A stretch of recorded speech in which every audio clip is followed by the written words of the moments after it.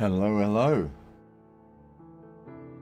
We are here for the final time on this game. No matter how long it's going to take, I'm not entirely sure how long we've got. But however long it is, we're going to get to the end. So, let's get started on it. Right, hello. I've done a fair bit. I don't want that. I've done all the upgrades for the characters that I'm going to be using in the final part. I've done as many challenges as I have available to me. There weren't many of the high level ones, but my god, there's a lot. If you go through all of these,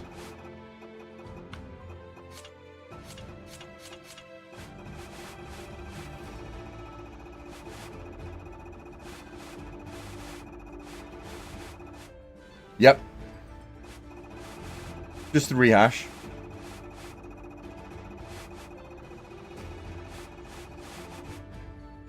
Yeah. A lot. There's a lot here.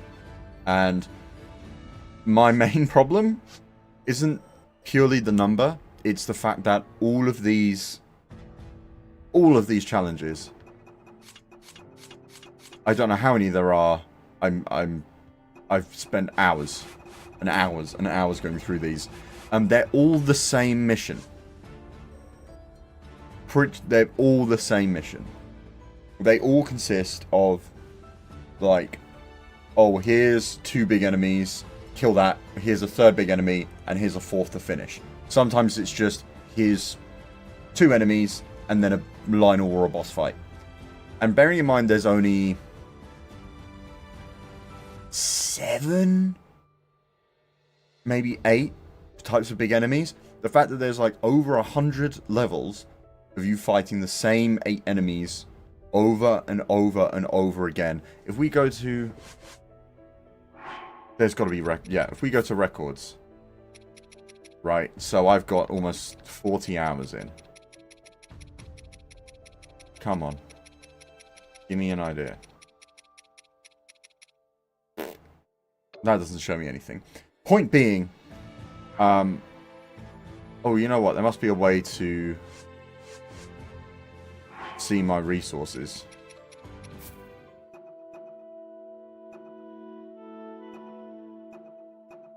No? Right, irrelevant. Point being, I've just killed Lionels, Boss Bokoblins, Enox, Talus,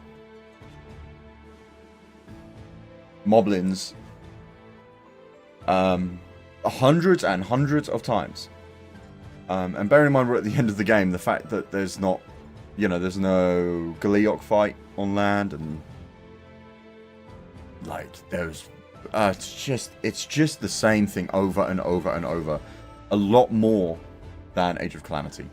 So on that front, this game objectively, and I use that word sparingly, but it's objectively more repetitive and less interesting. Because Age of Calamity had some missions that were like, oh, defend this keep from an onslaught, or, keep this ally alive while you try and do it. There's none of that, pretty much. It's all a stripped down, and by stripped down, I mean they cut a literal, like, straight line out of some of the maps, and then make you fight 3 enemies.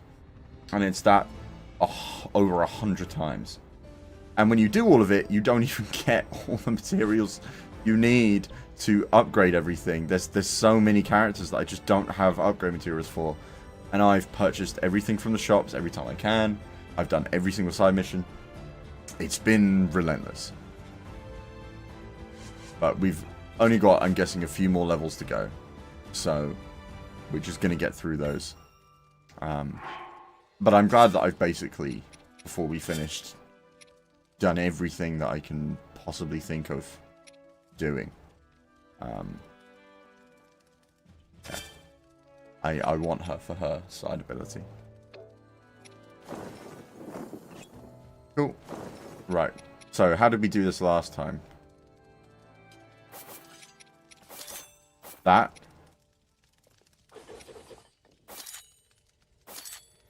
Cool.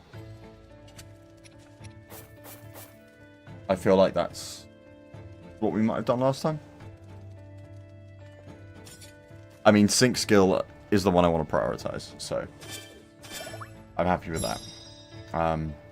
I've leveled up everyone to at least everyone relevant I'll be using to at least 60.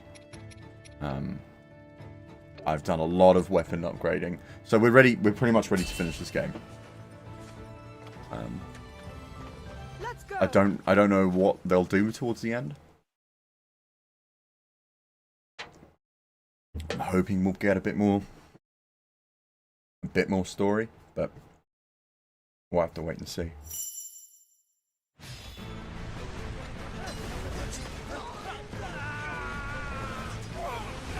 I don't know why the screen's dark. Gloomy. Maybe it's just meant to be gloomy.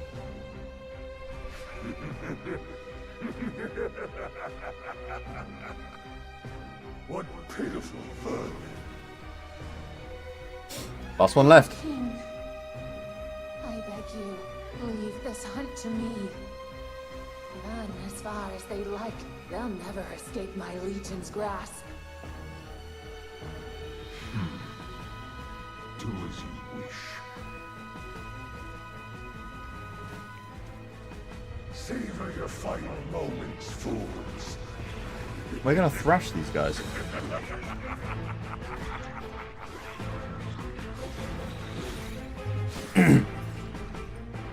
I know my Raru is overleveled for sure, but Yes. right, let's get this done. Oh, there's a camp straight away, so that's good.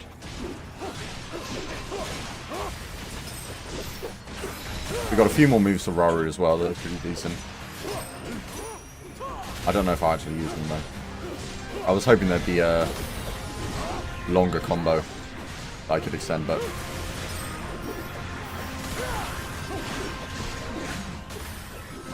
alright, come on. Easy.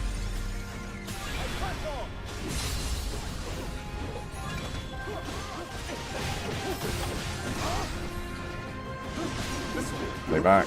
Right, come on. 2. Yeah, I'm just tearing through with Raru. But he's who I wanted to be my highest level. So. Cool. Okay, the camp's pretty much clear. My little guys should be able to do the rest. Right, he should be... Okay, right. So, he's going to be able to give me all the things that I'm missing. I do like this. Kind of. I like that you get this shop and it gives you the stuff that you've put on your sensor. Or that you need for upgrades, I'm guessing. What I don't like is that doing all the side missions doesn't give you that anyway. I think that would be a lot better if, you know, it was an option to buy them from him if you didn't want to do all the side missions. I don't like that the side missions don't give you enough. Right, let me check this map so I can see... Okay, I need to go around the corner anyway. Cool. They'll deal with him. You guys will deal with... Oh! Well, that's one way to on me.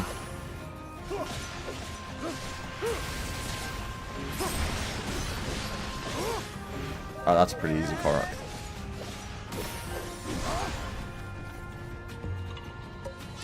So, as far as I'm aware, we're just running away to this part of the depths that's gonna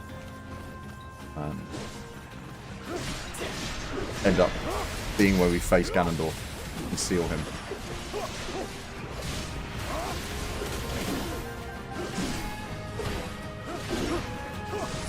Oh, Rory's theme. I love that. Oh, get off. I was behind you. Oh, I do love Rory's theme.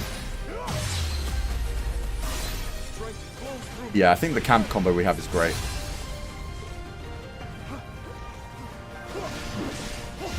Nice.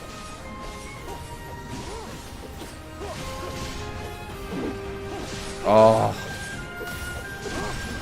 I will talk about this more when we finished, and I do have to see where it goes. But I am a little bit disappointed that this game did not give enough time to focus on the story for Rauru and Zelda. They're kind of the two characters that I wanted to see the most from that we couldn't see before. And we don't really get any of the in-between stuff that I wanted.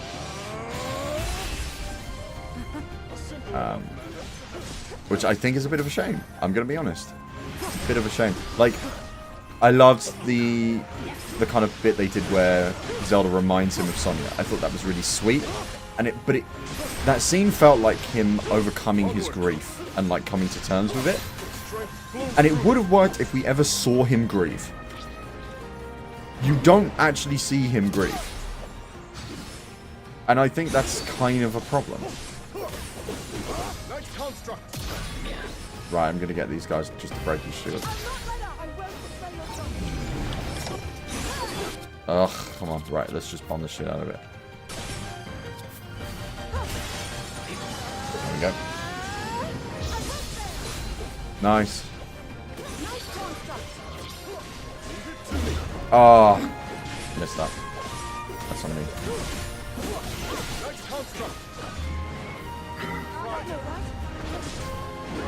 Oh, this is such a good remix. I love this. I'm loving this so much.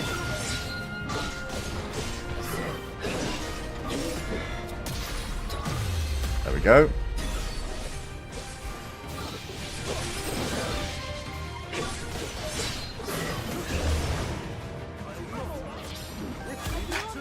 Let's do it.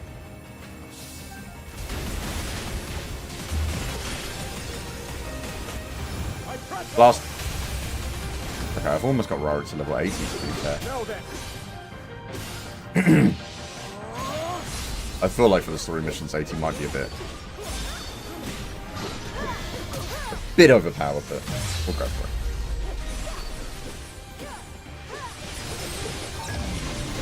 Come on.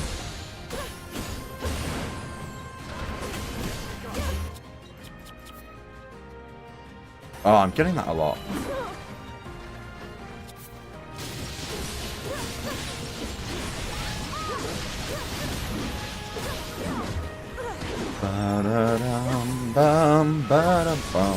Such a good freaking song. Oh, oh, oh, oh, oh, oh, oh. Nice. Nice.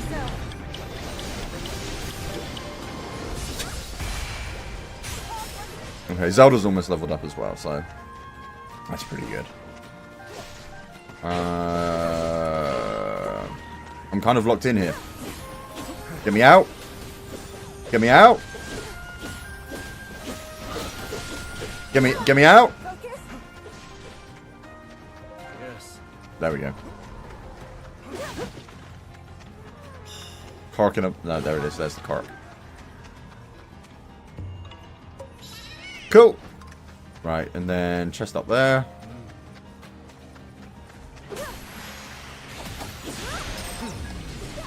Nice. Oh, is this just a view? I wish we saw a bit more of the shades on Komi and Katake. We kind of saw them once. They really didn't do much. Like, once, you know, the Gerudos that do side with Ganondorf, once Ganondorf became Demon King, they were kind of just silently went away. Don't know. I feel like there's a lot of missed opportunities. I feel like we've gotten here too quickly, and too much time has been spent on Palamo and the Knight's Construct. But I was always iffy about the Knight's Construct because it was clearly something that was like not you know, semi-forced in. You know, when the original story of Tears of the Kingdom's past was done, there's no way it wasn't something that was originally going to be there. But, you know, it's the one part that kind of sticks out. Oh, did you know there was a robot that looks like Link in the past as well that helped them out? No, I don't think there was. I know it's silly that that bothers me, but it kind of does. Because I don't know if it was worth, you know, putting that into the story and spending so much time on it just to have Link's moveset in the game.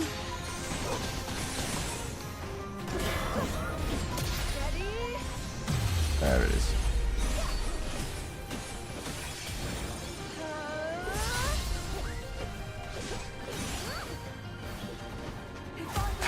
Blast.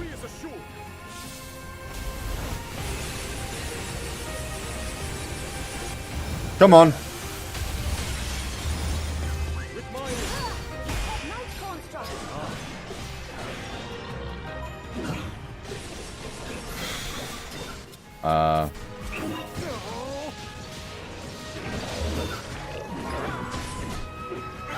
Yes.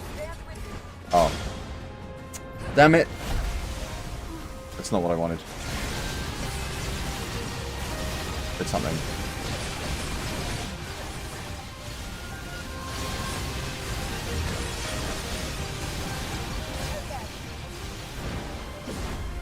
Oh, people are dying in the background. I'm guessing. Is that what was said?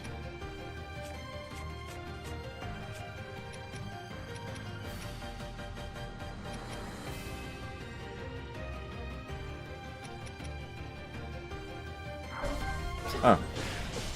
Yeah, I thought that was a bit... They're all kind of dying. All the captains. But I'm guessing that's all seems kind of scripted.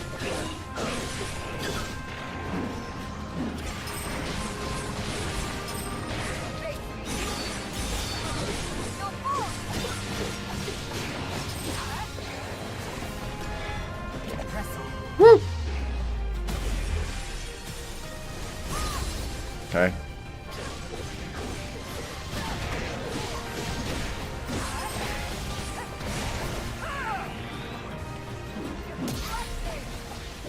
That's it. Yes! Okay, that was a bit of a shred. I like that. Nice.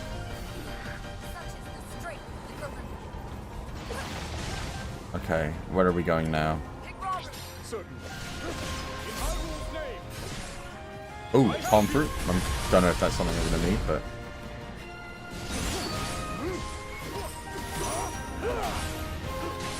Oh god, Rara's theme is just so good.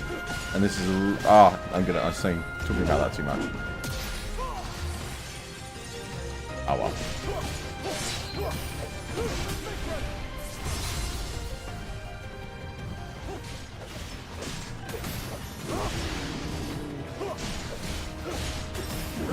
Nice.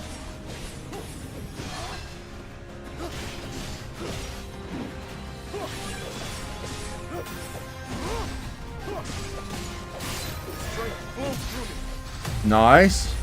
This might be... I'm going to do a bit more of a combo.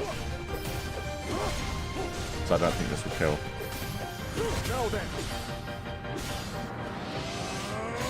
Oh, it did! Okay. Yeah, my Raru's definitely very high level for this. That's fine. That's what we've earned by doing the same thing over and over again, right?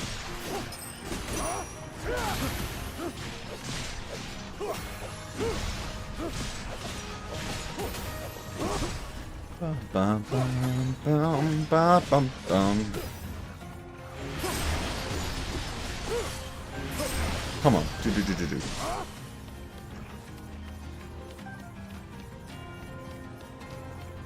Is this a keep? Yeah.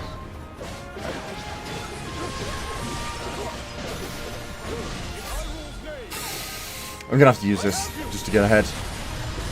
Cool. Oh, can I be bothered? I might just bomb it. Yeah, there we go. There we go. There we go. We got enough batteries to do this.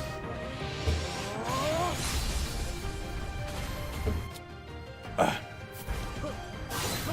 let's go for it again.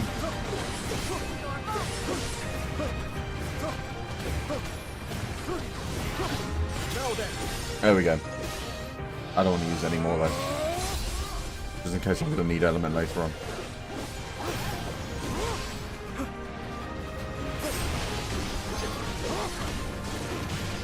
Come on. Nice!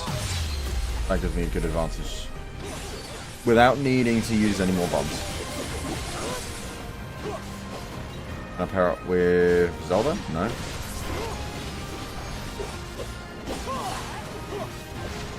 Ooh. I'll use that later. That's going to become really useful. Cool.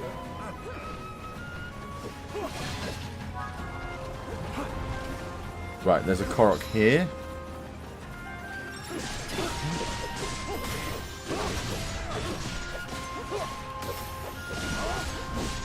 Where? I'm on top of it. There it is. Get on the thing. Thank you.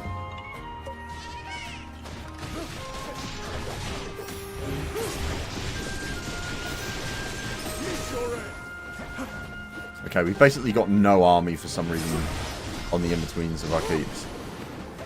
So hopefully they don't do a raid on the keeps, because we got nothing. Yes. Damn.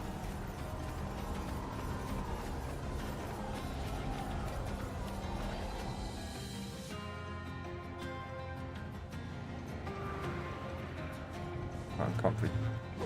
Ooh, a Phantom Ganon. Ooh, another Phantom Ganon. Ooh, another Phantom Ganon. Christ. Lend me your hand. Whenever you wish. Yeah, that's all I wanted anyway. I'm quite lucky.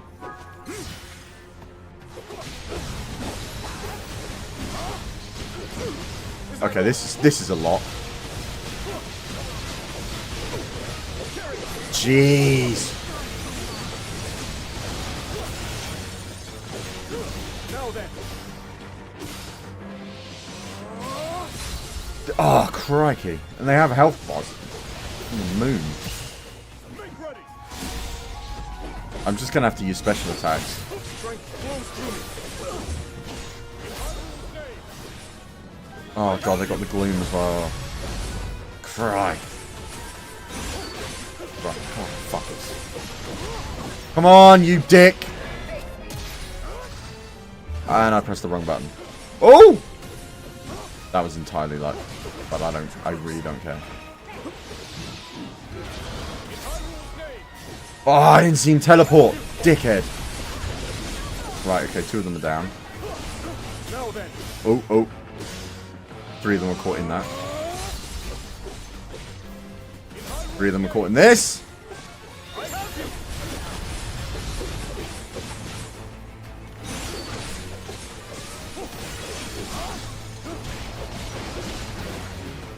Nice. Okay. This is what it's going to be. It's just getting as many weak points down as I can.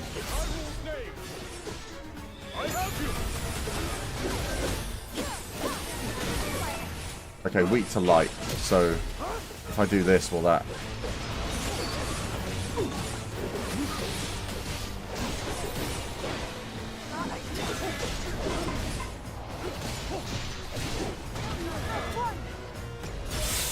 Come on.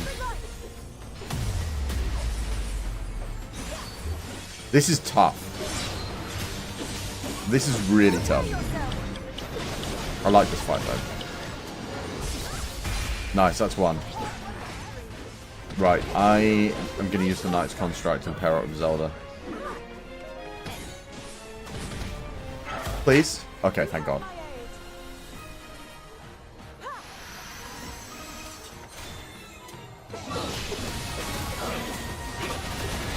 Come on. They're weak to light, so this should shred. Oh my God. Yeah, just a bit.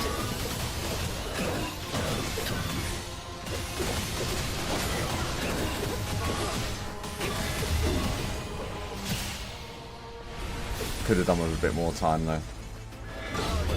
Oh, crikey. Why do I keep saying crikey? Okay.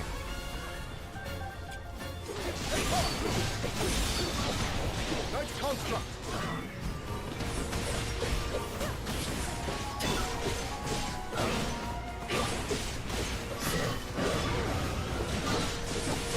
Come on, come on.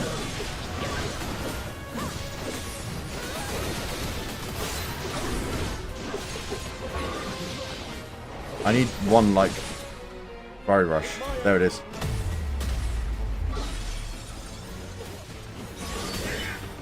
Oh, I didn't want that.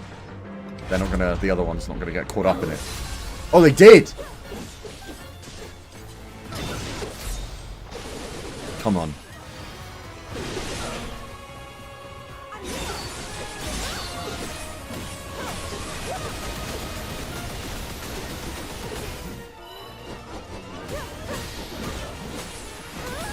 Come on. I should have waited, but that's fine. One of them's almost gone.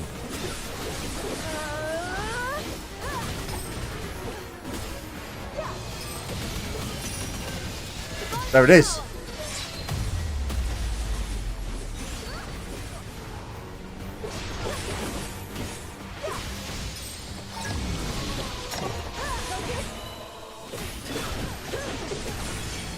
That's it, that's it, that's it. Get him, Zelda. Thank God. Okay, just one more. Just one more and then we're free.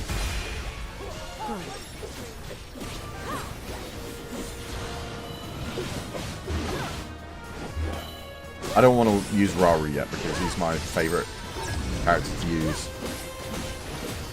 And I'm going to want him for the rest of the level.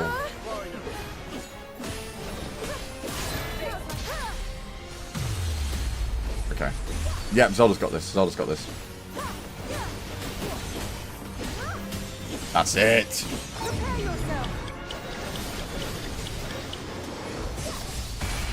Easy stuff. There we go. Oh, that's the end of the level. No, no, no, let me get the chest! We just don't go to the other half of the map. Oh, I missed the Yes.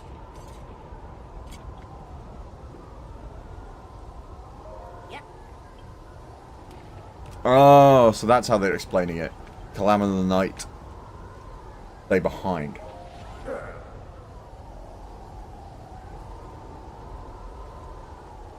I really didn't expect that to be the end of the level. That was really small. Right? It was 2 keeps. And then the Phantom Ganon fight. Right, let's just enhance.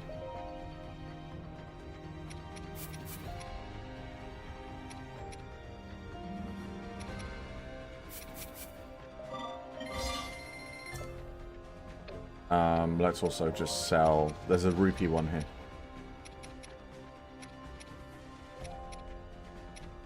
There it is. Yeah, sell that. I'll just sell random stuff. Oh, cool. Nearly 4,000 for that. Gourmet meat, big radishes. I want those. That's good. Oh, we've seen this cutscene before.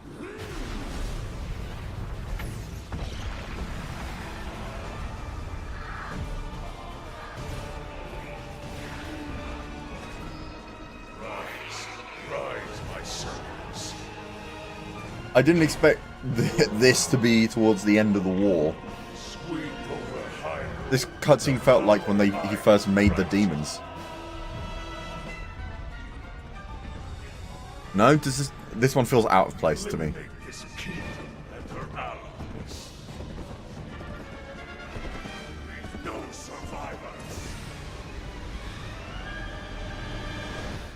I mean, that one's ripped. Looks like Ganondorf went after him, just like they were hoping. Yeah, that one's. I mean, that's just ripped straight out of the Phantom Ganon flashback. In that case, our hopes of success rest on the surface. Why? Yeah. Even if we do lure Ganondorf down into the depths, if the rest of his army doesn't come with him, we won't have anything close to the strength to stop them. Which is why someone must remain on the surface, to draw their gaze. Then I'll do it. Or so I would, if I wasn't already helping with a plan. Need a hand, do ya? Then look no further. Me and my bud here'll be your decoys. Callum, that's plain recklessness, not courage. They Not don't to mention the have trust in him. construct is already damaged. He may not survive another battle. Reckless or not, somebody's gotta do it, right? I mean, the only thing I'm interested in seeing is what happens with the Shard of the Master Sword and if it We'll have means practically all anything, of but Hyrule fighting on our side too. One way or another, we'll make it through. we'll see. You would do that for us. Like you even gotta ask. Just make sure you finish this thing, okay? Come on, bud. Get in here.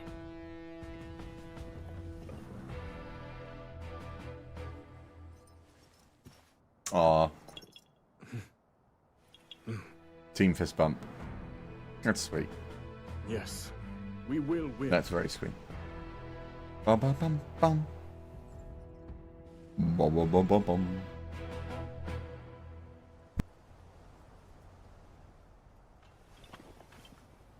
It's our turn, bud. Let's give these monsters a show they'll never forget. For our friends in the depths, and for Hyrule.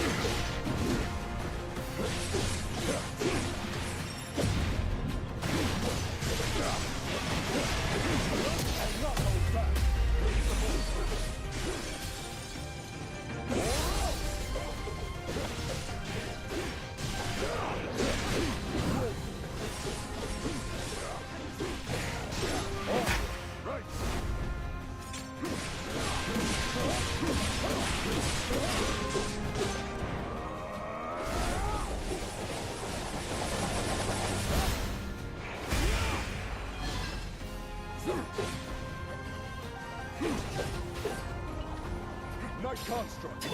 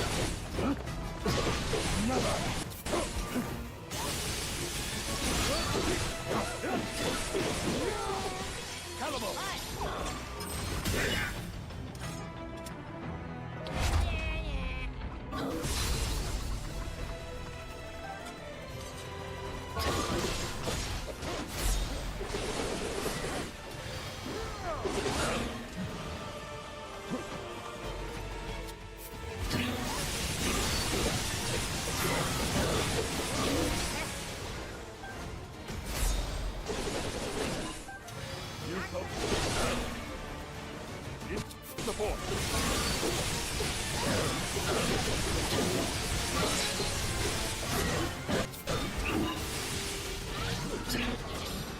As you night construct.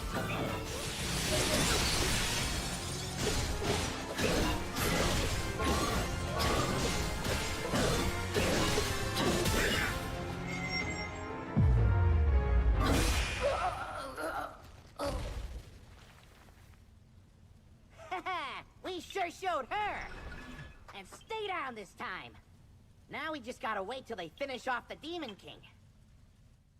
But...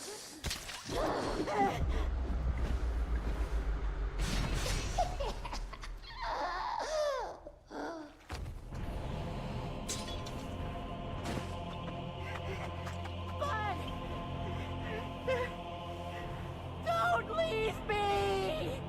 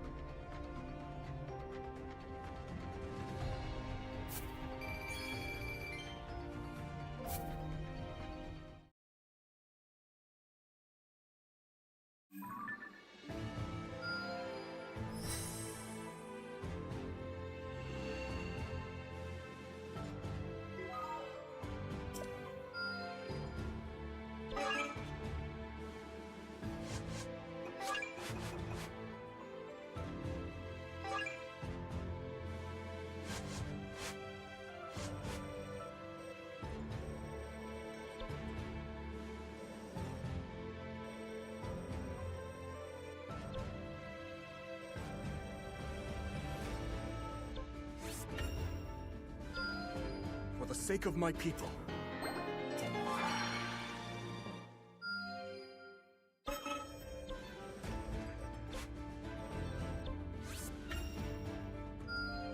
Seems I've room yet to grow. For the sake of my people.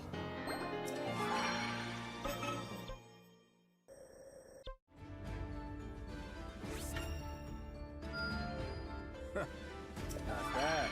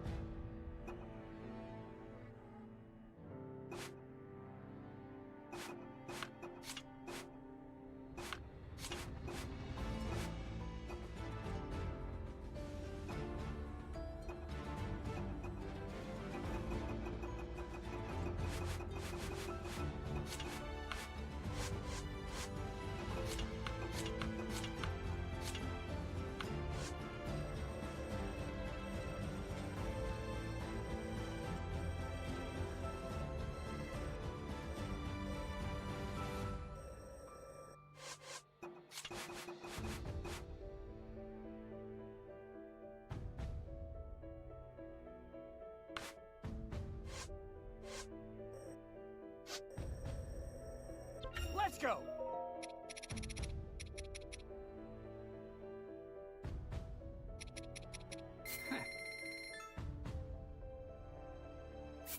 Let's go!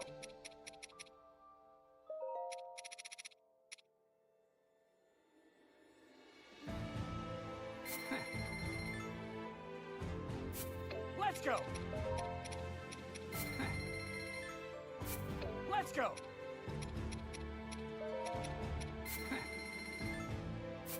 Let's go!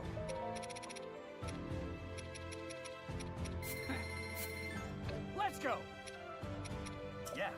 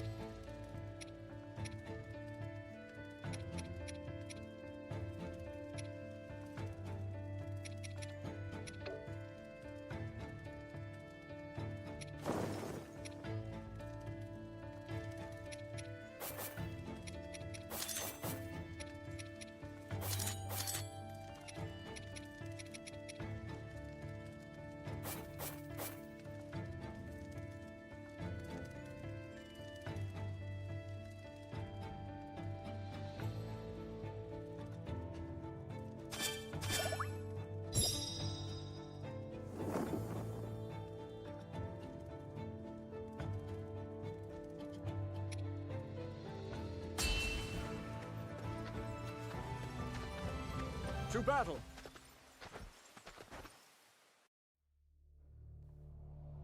How long has my mic been on mute for? They could never hope to defeat the Demon King. How long have I had my mic on mute? Rauru and What the the sages fuck? turned to their next strategy. One in which they would instead lure Ganondorf into the subterranean depths. God damn. Trusting the Night Construct and the When did I armies even of press Hyrule that? to handle the monsters on the surface, Rauru led Ah. the sages to a site beneath Hyrule Field. There, with an abundance of sacred power at their backs, Fuck! they would confront Ganondorf's tyranny once and for all. With He was his even gaze taking steady points, and checking the stream. resolve steeled, Making sure Rauru had that, that there was nothing audio left coming for through his on nemesis all to ends. arrive. So I have no idea at what point I pressed the mute button. Oh. Probably pressed that one point to check. Well, we've leveled up everything we can. We've got all the upgrades we want. We've got no extra battles we can do. Oh, that's side things. 109 extra missions. So about over 100 is what I thought. Hopefully this is where things get interesting.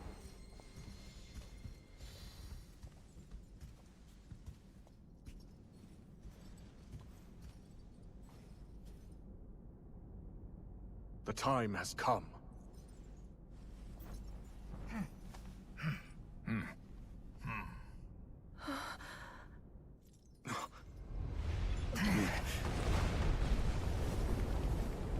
There's so many... This seems to have even slightly less story than the Tears of the Kingdom backstory did. You know? Like Zelda talking about Link, not in this. Zelda talking about her knowing what happens in the future, not in this. Seeing Rauru grieve, not in this. Your end is nigh, Ganondorf. It's all quite... I don't know. I don't know how to feel.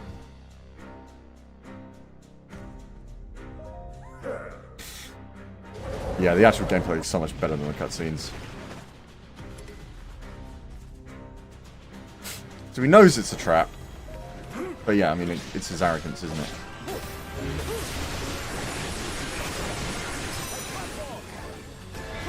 Oh, it's a site of sacred power. Okay.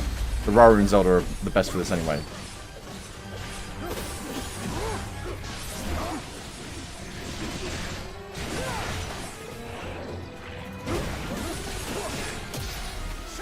They should all have light weakness anyway.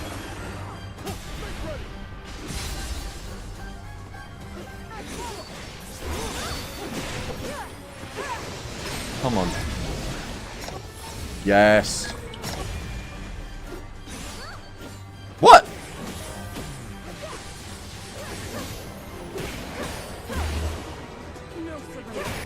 Why doesn't Zelda have...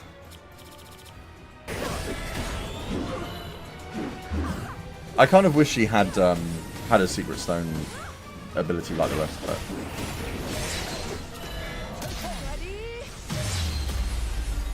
Yeah, she's always got the unique abilities though. It's good.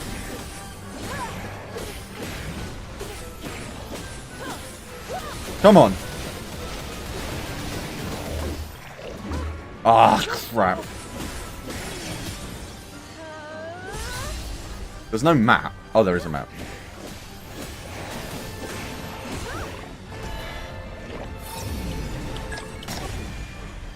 Oh, am I gonna have to use all... Shit. So I'm gonna have to use Ardy and Agriston. Right, because they're sectioned off. Right, so let's just go for it now. Oh, that was just a bad dodge from me.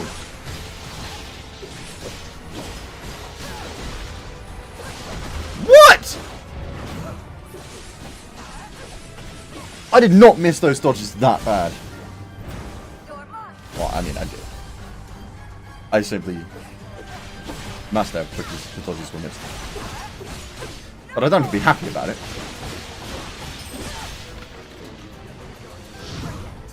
Hold on a minute. Hold on a minute.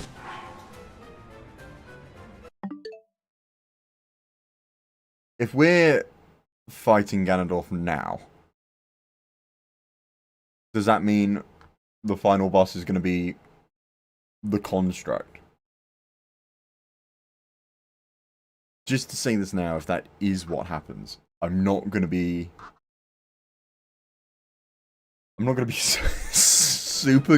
super over the moon about that.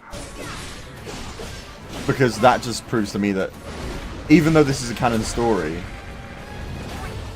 they prioritize the shoehorned in characters.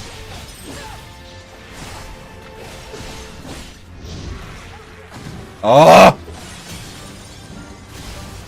The Stanlock's moves are just something I'm struggling with, clearly. Oh, we're not sectioned off. I'm just stupid then.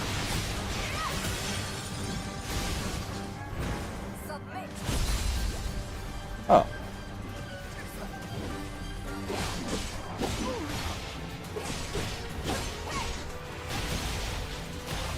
Come on. Nice. Nice high kick, man. She's one of my favorites for a reason.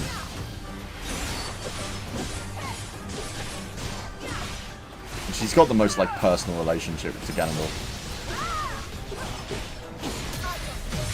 They really didn't do much with Agriston and Rafika, honest. Well, they kind of did something with Rafika with their whole village and shit, I guess. Okay, so, Agriston. He's the Shade. Okay.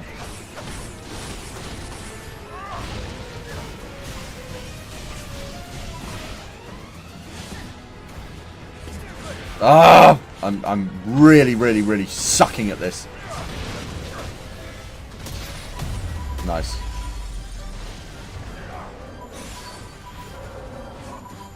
Come on. There it is. Oh! Right, let's get rid of the small one first. I'm bombing! I just need to focus up a bit. I think it's the tunnels and the darkness is just making me not very good at seeing what the hell I'm doing. So I need to... There it is. Weak to light. Well, it's a good thing I've got no light ability with this guy. Maybe I shouldn't be forcing myself to use Agriston. Oh. I pressed up instead of side. I wanted to use the cannon, but...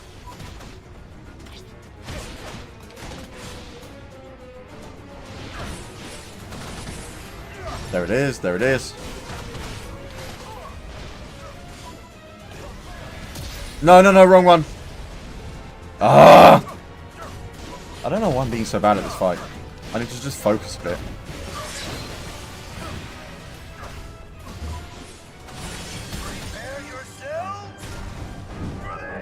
There it is. Oh! Why did I level up there? Or, sorry, heal. Maybe it was... I'm thinking I leveled... I'm thinking that I healed because I leveled up. But I'm not sure. Right, let's... I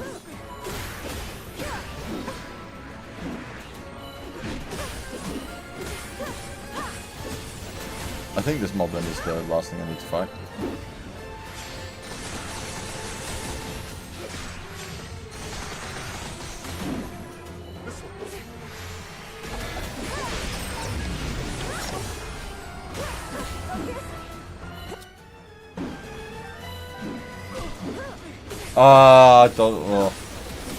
Too early, maybe?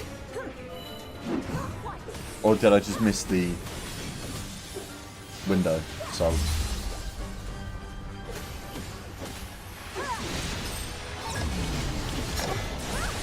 No, wrong thing. I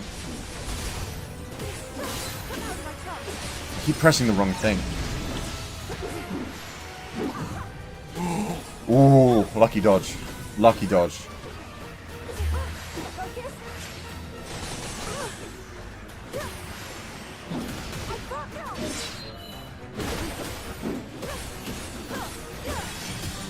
Yeah, that's it, right?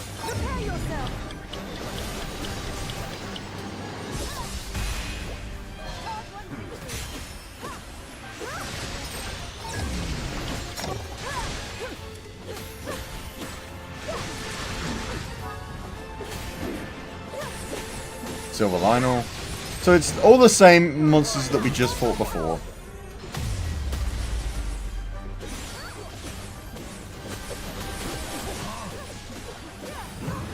Come on. Do you know what would make fighting the same... this is not the last time I'm going to mention this. But do you know what would make fighting the same enemies over and over again fun? If the maps had different strategies. And if different events happened with these enemies. And you had to prioritize different enemies at different times. That would make fighting the same enemies fun. Do you know what game does that? The original Hyrule Warriors. But you know, I'm not gonna... I won't press on. Long may she prosper.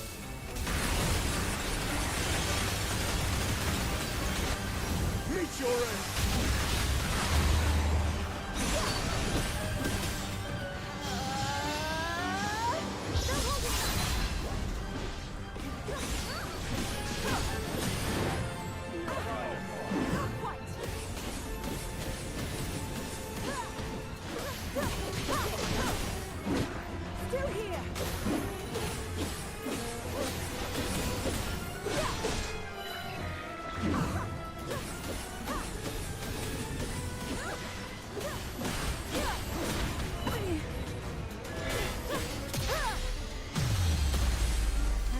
That's it.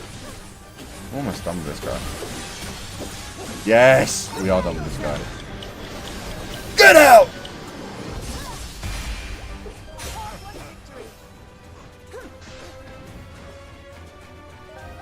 Key is struggling with a few basic enemies. There we go. What? No! No! There's no way. There's no way. There's no way.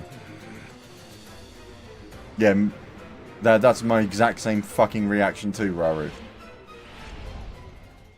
Zelda, if he's ever struggling, I hope that you can help show him the way forward. Why was that? Why was that a picture? Join me. We'll show them. Oh! Make ready.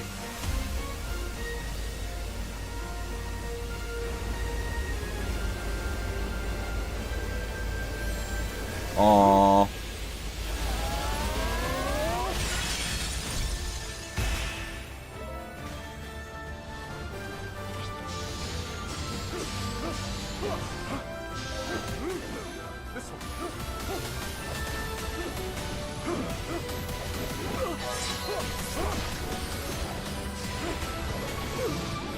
Was I not? Okay, maybe I wasn't meant to. Too close.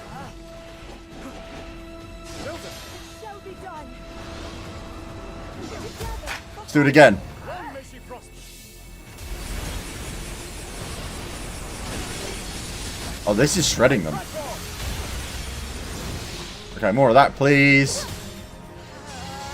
More of that, please. Come on.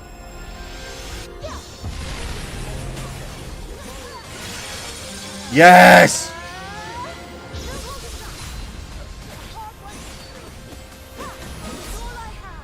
Nice. Okay. We're doing good here. Ba-da-da-da.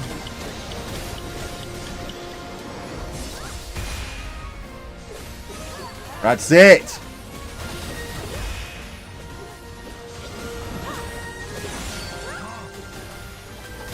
That's it, Zelda. That's it.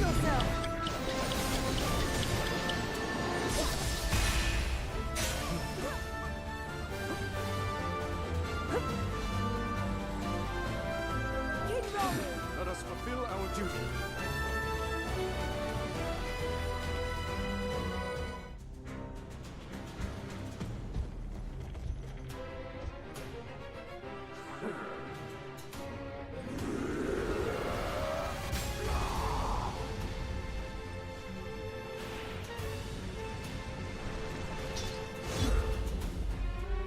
Big man v big man.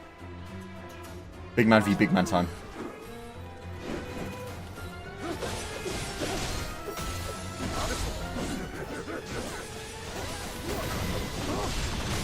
Come on.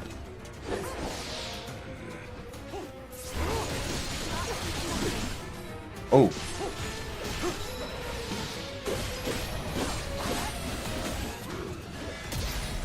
Nice. Come on.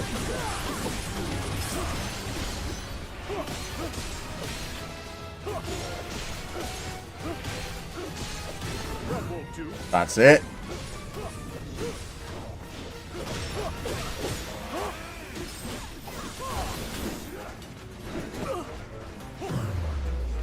Oh, he flurry rushed me. Shit. Fine, we'll use one.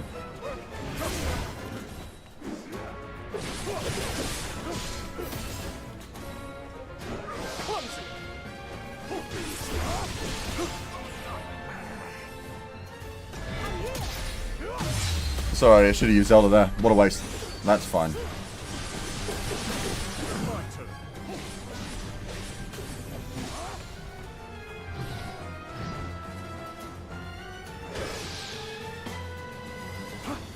I don't have the Master Sword, so I can't send them back. Oh, what do I do here? What do I do here? Oh, it just doesn't reach as far. Okay. Ah, I thought I would recover it in time.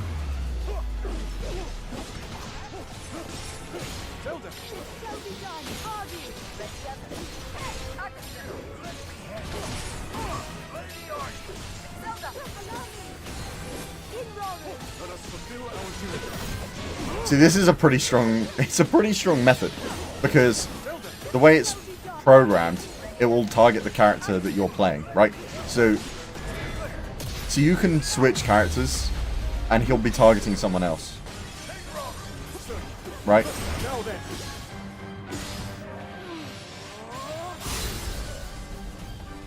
So if I do this, oh no, no more Phantom Cannons, no more Phantom Cannons.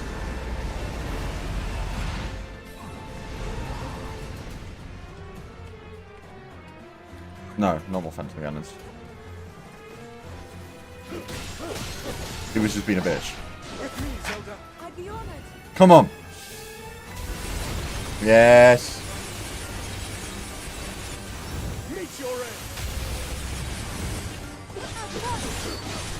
I will switch to Zelda, thank you very much.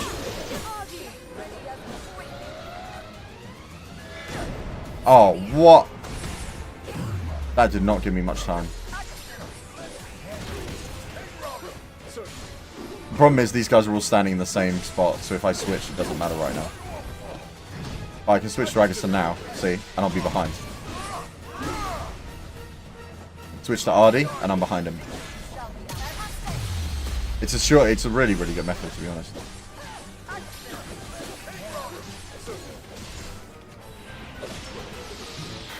Come on, come on, come on. What an idiot. Missed. Oh, shit. Okay, wow.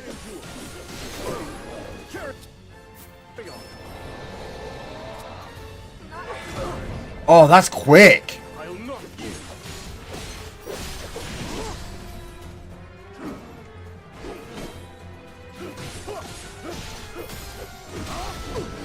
Shit.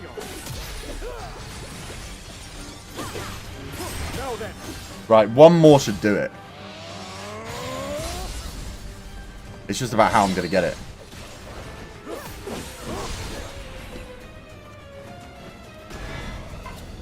Ah, crap.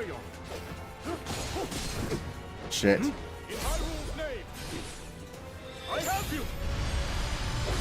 Maybe switch to Agaston for a bit.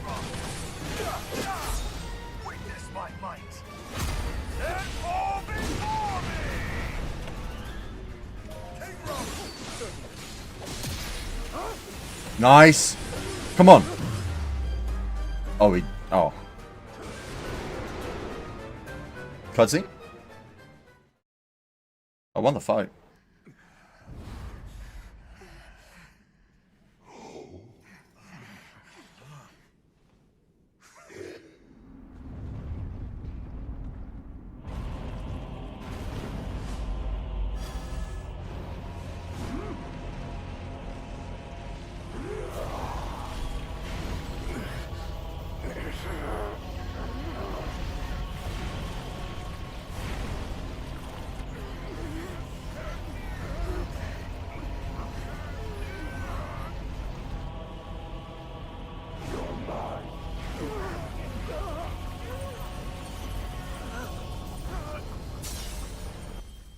Oh no.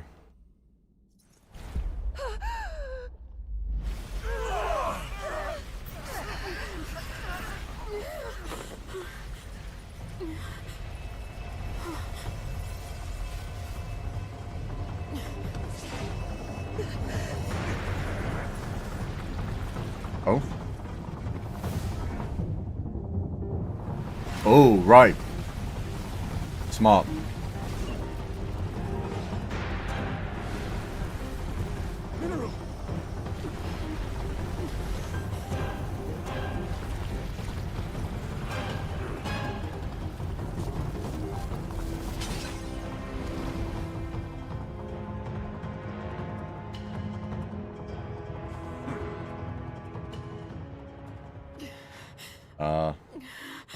Here's the Kingdom cutscene.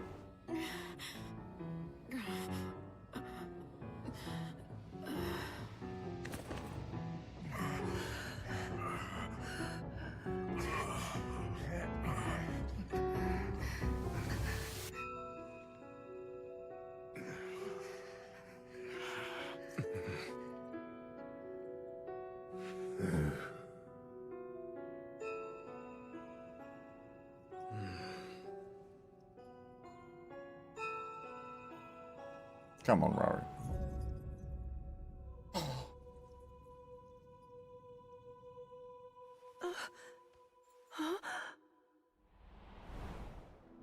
There's something I have to tell you all.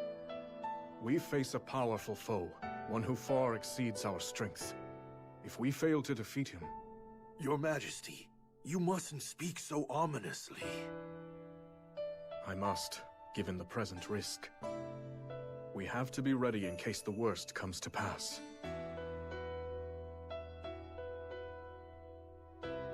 Should that happen, I have one final tactic. But I'll need you to distract him, if we want any hope of seeing it through.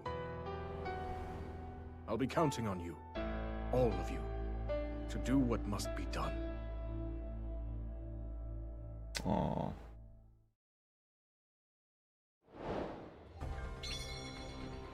Oh? Why is that being split up?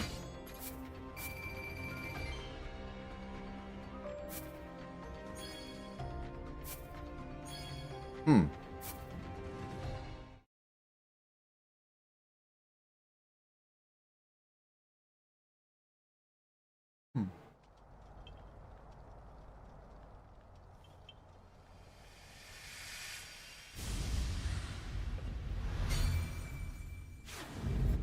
Ooh.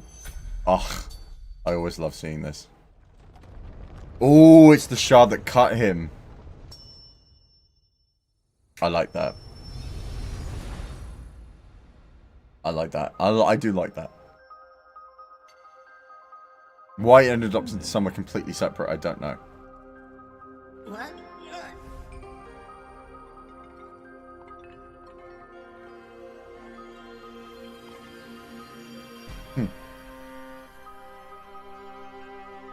Did you bring me here? And where do you think you're going, huh? Give me a break. Come on, please. Woohoo! Now this is the life. You're tougher than Oh, their little true as an friendship. arrow, and you can fly. The best butt a guy could ever ask for.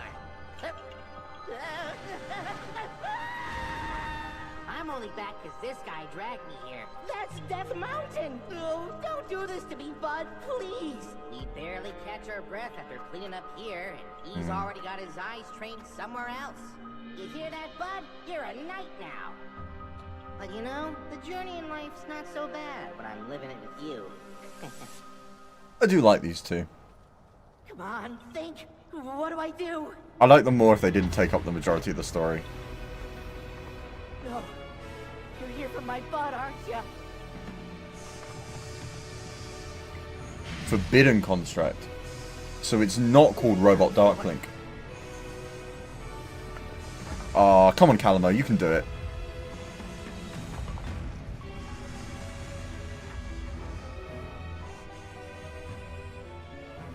Ooh, one final push. Okay. Come on. Robot Dark Link is the final boss, I'm guessing then.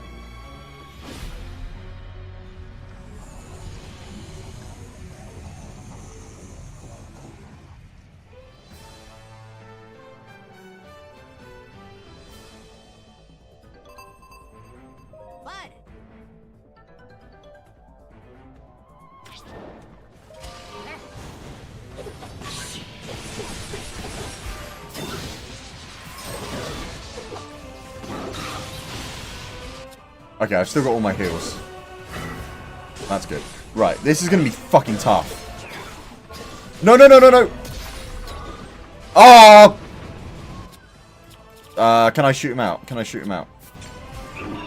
Yeah, I can. Okay, okay. That's something.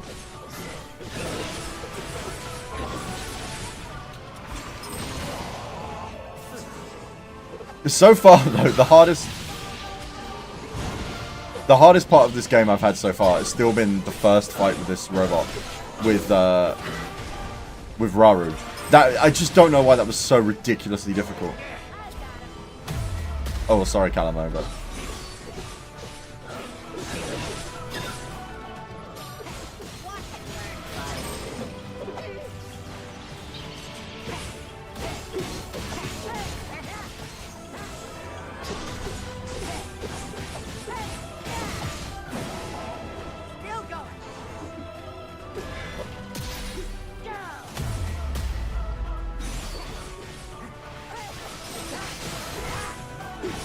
come on! Okay, we seem to be doing okay.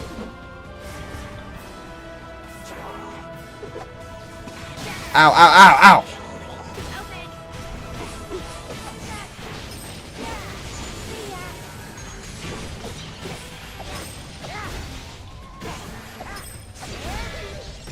Come on. We're doing really good. We're doing really good. Right, let's just electrocute the shit out of this guy.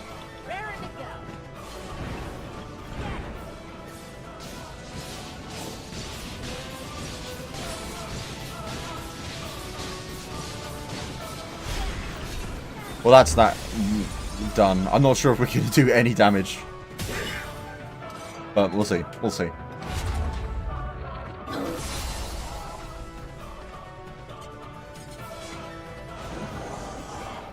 Oh. Split phase. Oh, we're going to do an air fight? Or is it just doing a new move?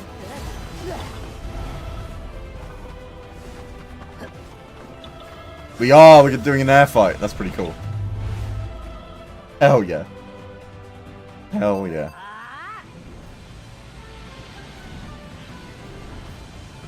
Right, so it's going to be... I'm guessing it's going to be done in thirds. Oh! Oh, shit. Okay.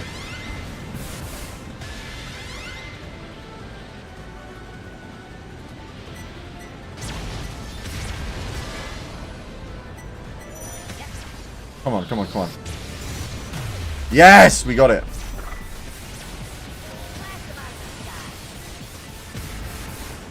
Nice.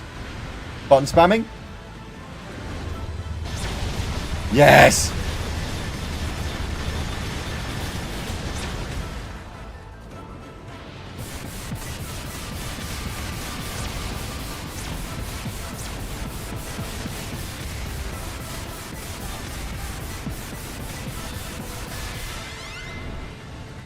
Oh. They are, and losing.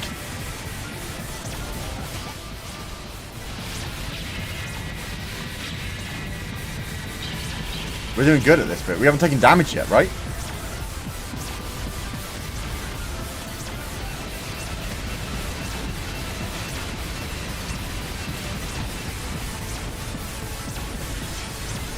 Wow. We're doing good. Oh.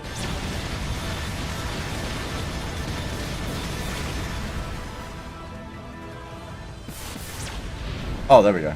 We were just a snatch off.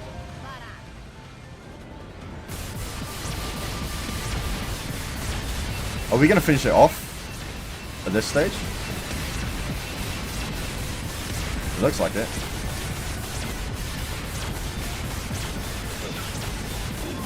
Oh. Oh, he's shoot. Oh, right. He started shooting me.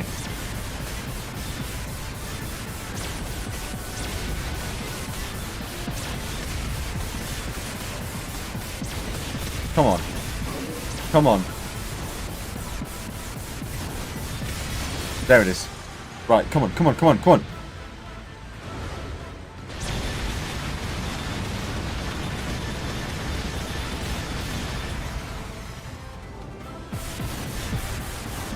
I've mashed so hard in my life. Should have been faster though. Oh, go on, Calamo. Go on, Calamo.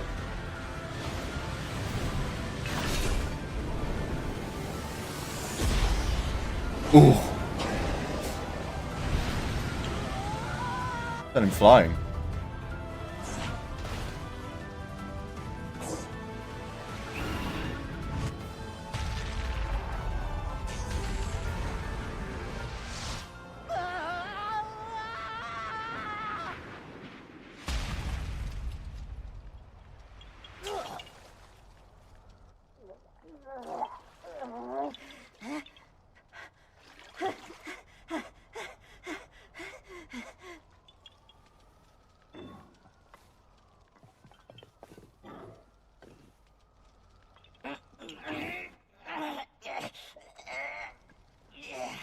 Aww.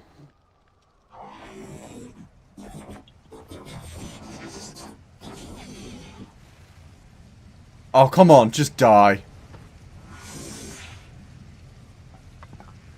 Let's finish this, bud. Oh. Shit. You and me together.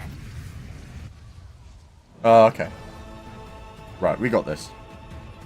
Is he going to be full health bar again? Ooh. That's atmospheric.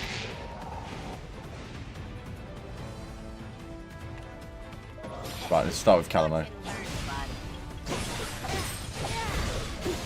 Oh my god, the health bar. They Demon King Ganon'd this fight. Shit.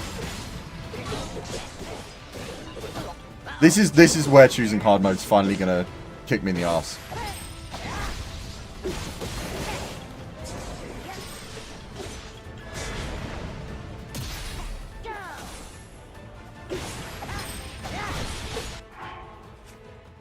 A Clash of Constructs. So this is a new chapter.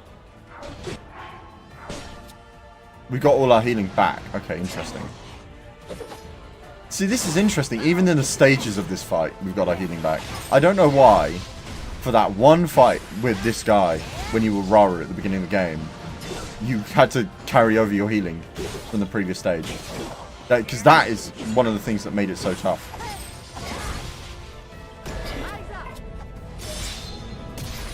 There it is. Oh, cool music.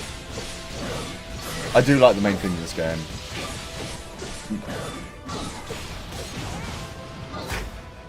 Right, let's see if we can. Let's see if we can stun him. If we can shock him. Oh, see, that's also what Age of Calamity was good at, making a really, really, really cool main theme.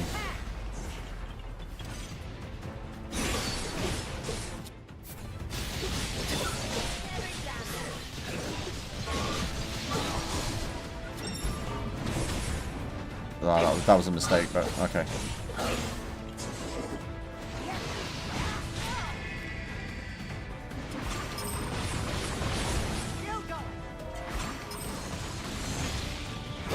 Ow! What the? What was I meant to do there? Probably should have been continuously running to the side or something. Okay. Come on.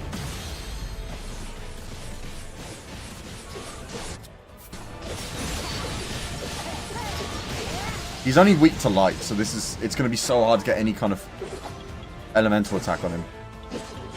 Okay, so he always does 3. Ah, crap.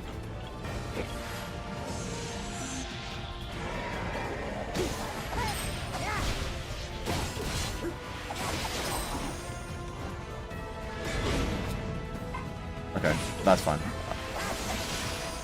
Oh, this song is good. This song is really good.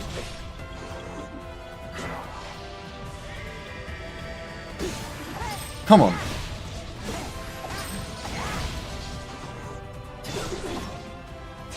Two, three. Nice. It is 3. Okay. Come on, Calmo. You can stun him, stun him, stun him.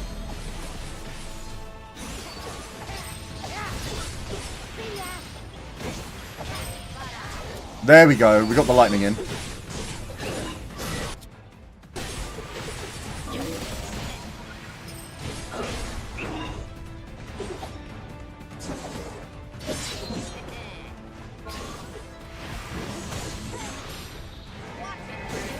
Whew. Sorry, I'm so locked in right now.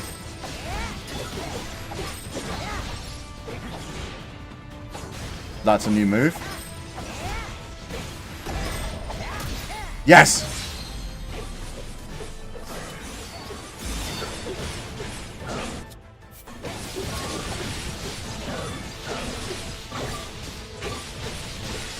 Nice. Okay, and then we can get the...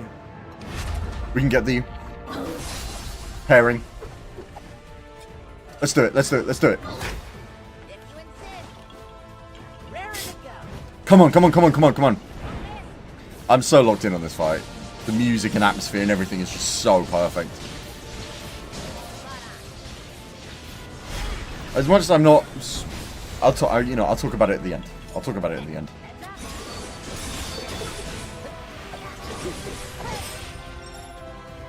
Oh, I thought he was prepping an attack there.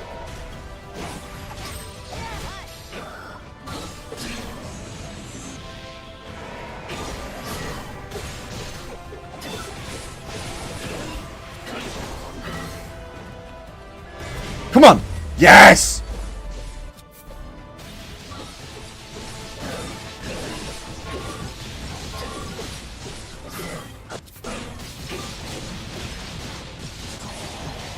That's it! That's it! That's it! Yes! Nice. Very, very nice.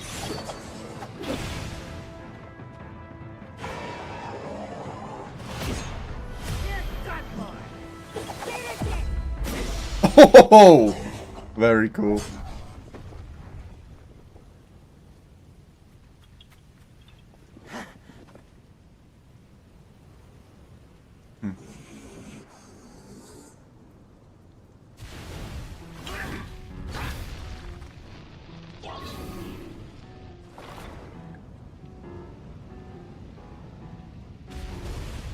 How many times are we gonna have to fight this motherfucker?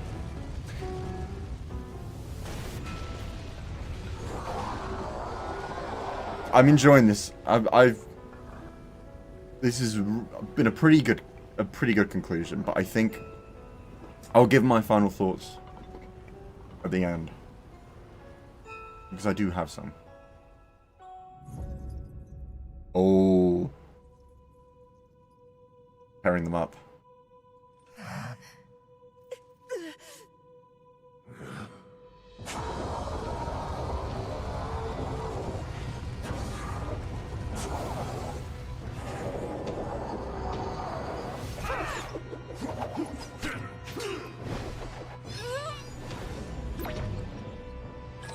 I've seen this before, and now, Raru.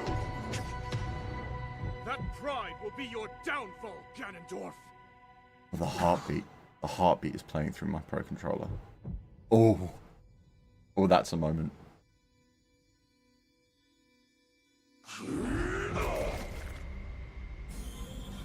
This was the best cutscene in the original, in Tears of the Kingdom as well. Oh. Oh! Ghost Master Sword. Let's go.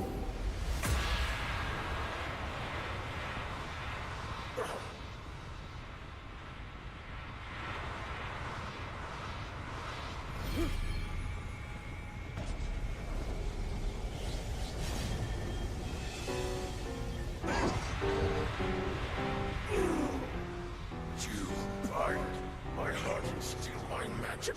You plan to here. What a clever way to solve your problems. But are you ready to pay the price for this? Don't be so smug. I know exactly what it will cost me. Oh, so good. This was so cool. We waited so long to see what happened to Ganondorf down here, and this is the thing they delivered on the most. Years from now, was this someone will cutscene? appear with the sword that I seals the know I darkness. talk about it so much in my video. Swordsman with the Of power why to defeat you. this cutscene's so good. Remember this name. It's so important to Breath of the Wild and Tears of the Kingdom. Oh.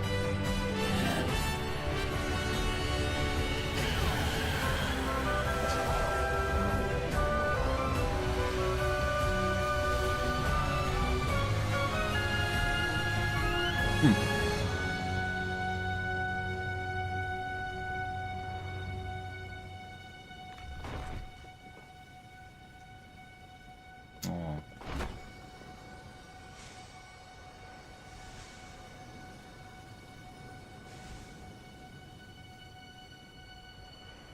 Just that little piece of the Master Sword, man. Oh. Poor Calamo.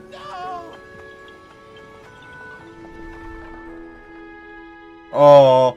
Oh. Oh, that's brutal. Oh, that is brutal.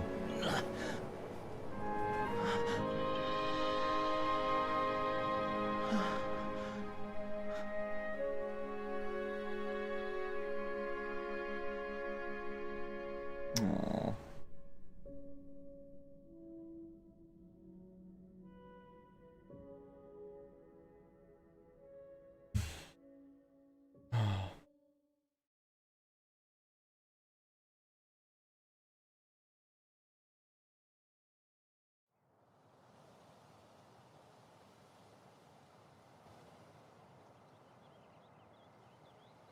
Maybe this is why you were here all along.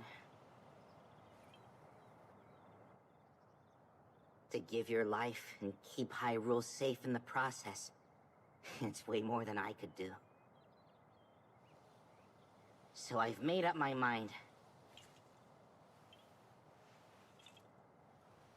This is where I'm putting down roots. Aww. You gave all you had to protect this land. Now it's my turn to do the same. Where is this? You're the best friend a guy could ever ask for, bud. And it's time we end our journey together. This looks like around the ancient tree stump kind of area. Is he the ancient tree stump? Oh. Where his friend died.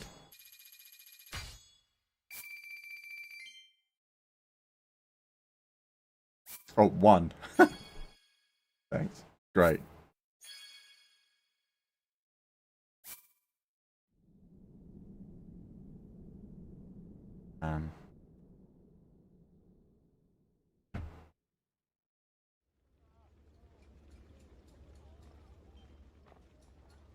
Oh, they're building it. Interesting. Lenalia? Lady Zelda, and Lady Minoru too. Shouldn't you be getting some rest right now? Please, you needn't worry. I see you've made good progress too. I have. Thank you. I swear to you, I'll finish these murals if it's the last thing I do. Someday, Ganondorf will rise again. I only hope this record can help those who will stand against him. And keep our story alive for centuries to come. Longer. Well, I just wish the Night Construct could be a part of it. There's no telling when such a technology might one day bring the world to ruin. In that sense, it's better we don't remember it. Interesting way to say this is why we don't know about it in Tears of the Kingdom. Surface. And if an account of our companions still remained, people could exploit it for their own dark purposes. That shit happens anyway, Even but so, sure. it's as if our friends were removed from history, like they never existed. I mean, I could have included This isn't Calamo, something to be and they could have said about. a hero without it being a robot. They found a place I feel like to it's a end pretty their weak. journey. And one day, it will be a beautiful forest. That's their story. Proof they fought beside us. Even if nobody tells it in words, the tale will live on with the land itself. You still, if this happened, And I swear, they still could have said I'll never forget them. that there was Calamo Then that and the means warrior. You're going You don't have to say it was a robot construct. Yes. And you could also just get rid of the evil constructs. I'll stop Like, their the body accident, parts can be separated. however I must. right. Our hopes and dreams will live on. And in the distant future, they'll be fulfilled. Hmm.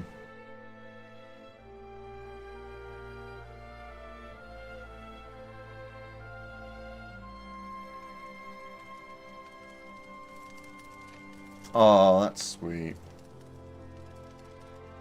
Oh, that's bad.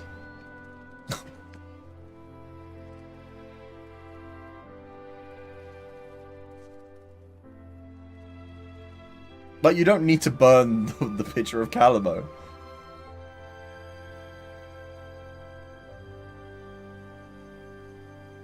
Aww.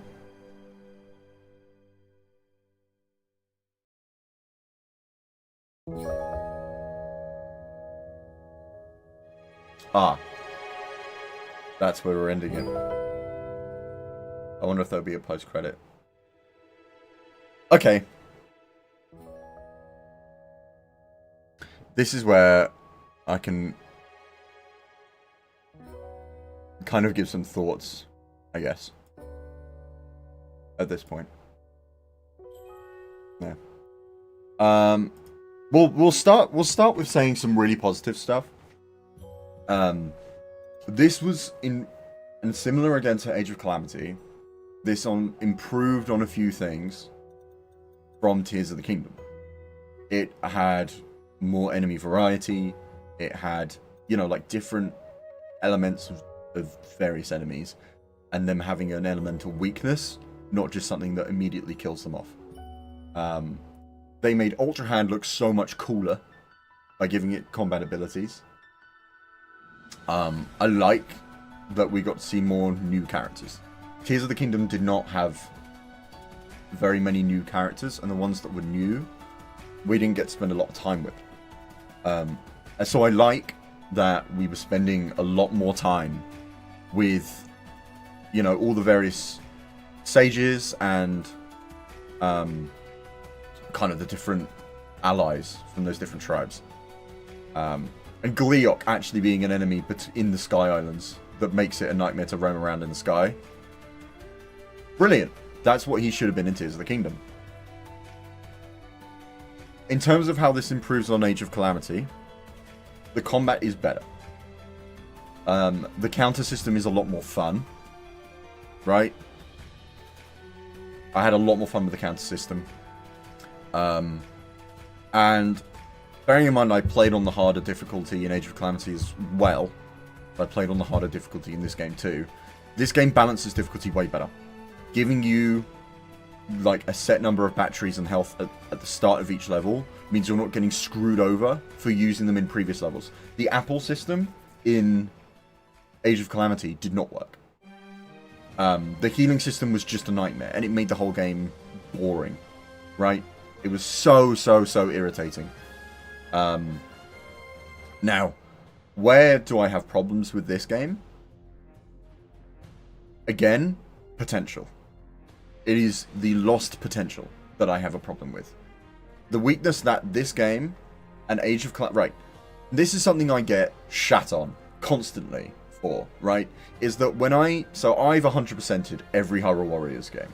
Not all the DLC, but I've 100%ed every Hyrule Warriors game. I 100%ed the original on Wii U when it first came out, and 100%ed most of the DLC on that. I played that to death, and I've been able to check my hours on the eShop. I had over 300 hours just on Wii U Hyrule Warriors, right? The combat system on Wii U Hyrule Warriors was not great, and when enemies had a lot of health, it wasn't a lot of fun, right? But what made that game replayable, and what made that game so fun, is even if you fought the exact same enemies in a separate level, the structure of the map and the strategy made that important, right? So you could play the same map with the same enemies, but this time it says, you've got to make sure these two characters stay alive, you've got to make sure you don't lose these two keeps, and you've got to be able to kill this boss that's roaming around the map, right? So you take Twilight Palace, for example. Your job is to kill Zant and Argorok. And Zant is on the back end of the map that's hard to get to. And Argorok is just flying around, right? Just brutalizing your allies, right? And you've got to be able to manage keeps. You've got to be able to spread your army along the whole base. And you do all of that while fighting hard enemies. And the combat system wasn't as good, right? But it was about the strategy. Because you could rush and go and get Zant. But if you're not paying attention to this general that's leading like a whole string of characters, you're going to lose, right? So you need to pay attention to what's going on over here. You need to pay attention to, at the top of the map, if one of your allies are dying, right?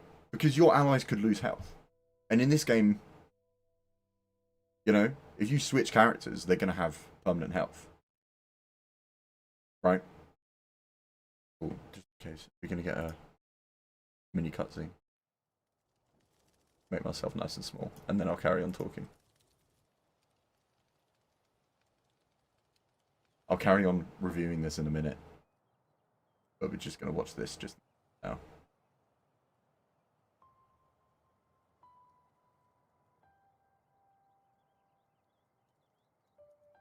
Oh, that's so sad. That's very sad.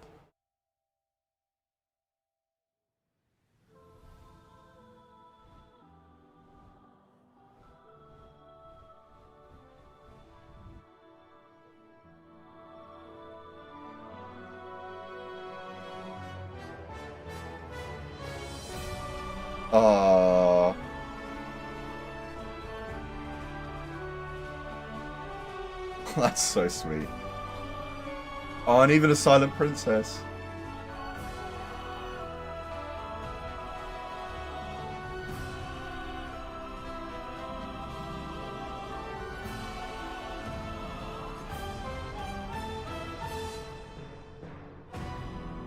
That's a money shot.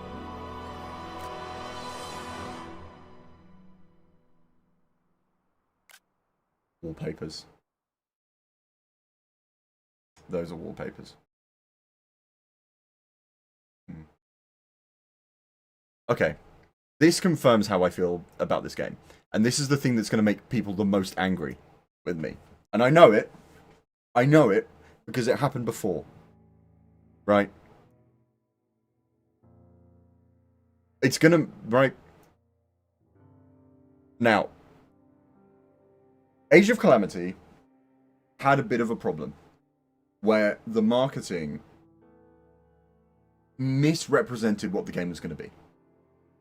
It stated that you were going to go and see what actually happened in the past, right? And learn more about what happened before they lose. I remember when the demo was announced and we saw the intro to the game, I went on a forum, right? Unfortunately Reddit, because that's where people... I'll get into that. Yeah, I'll get into that. So I went on a Reddit forum, and I made this post entirely positively. Entirely positively. What? Hold on a minute. Something's going funny with the stream.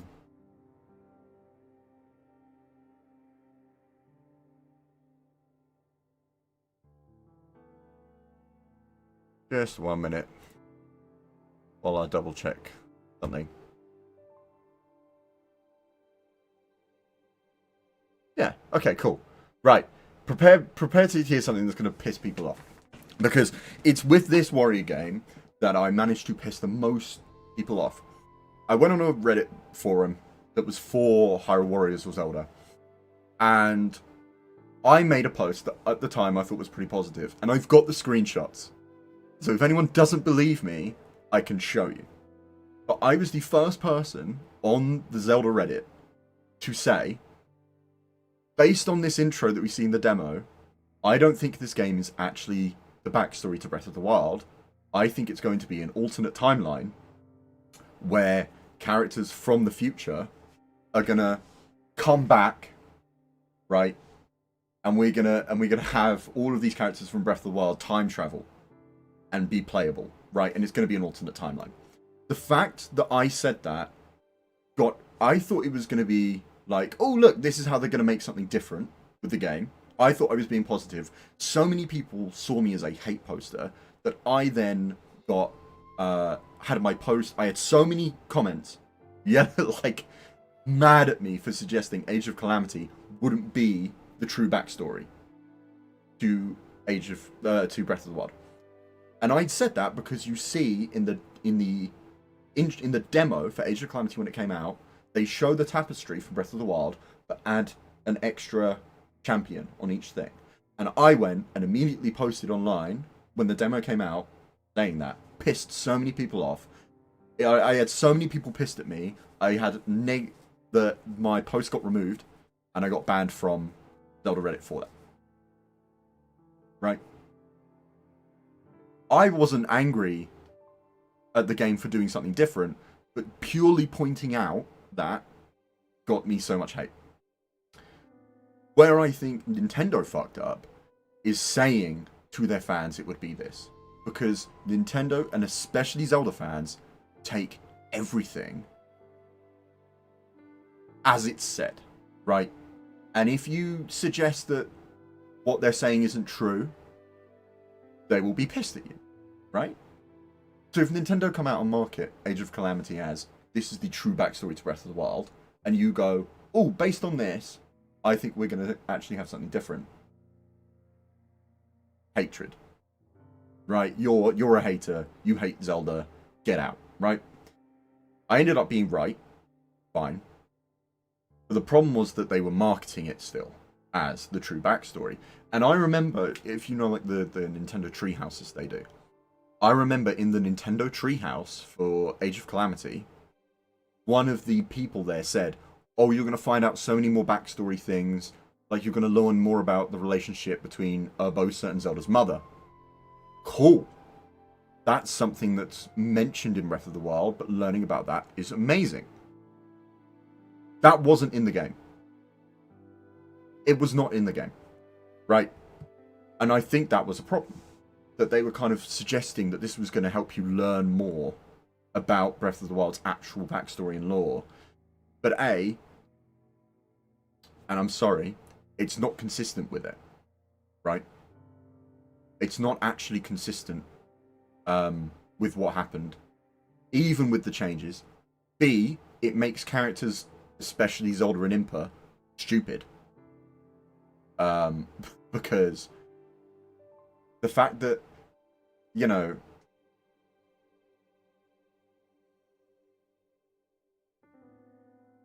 Tears of the Kingdom does actually give a lot about Breath of the Wild. So I will say that. Anyway. But Zelda and Impa are made to be stupid. Because the whole point of Breath of the Wild's backstory is they didn't know Guardians could be corrupted. That's why they lose. Right? In an Age of Calamity, they are shown that could happen and still go through the same plan anyway. And the only reason they don't fail is because characters from the future come back. I didn't like that. Because Zelda, to me, she is wisdom. She is, you know, she's meant to be smart. And there are other smart characters in the game. Nobody thinks, oh, we know Guardians can be corrupted. Maybe let's not use Divine Beasts and Guardians. They don't do anything different. Right? They go through the exact same plan. So that's kind of why I didn't like Age of Calamity's story. I wasn't mad that it wasn't, you know, the true backstory. I mean, I guess it was, because it should have been the true backstory. But at the end of the day, it was fan fiction. Right? Now, this is the bit where I'm going to piss people off about this game. They've done something similar. Because, yes, this is true and canon to the backstory of Tears of the Kingdom, but it isn't the backstory.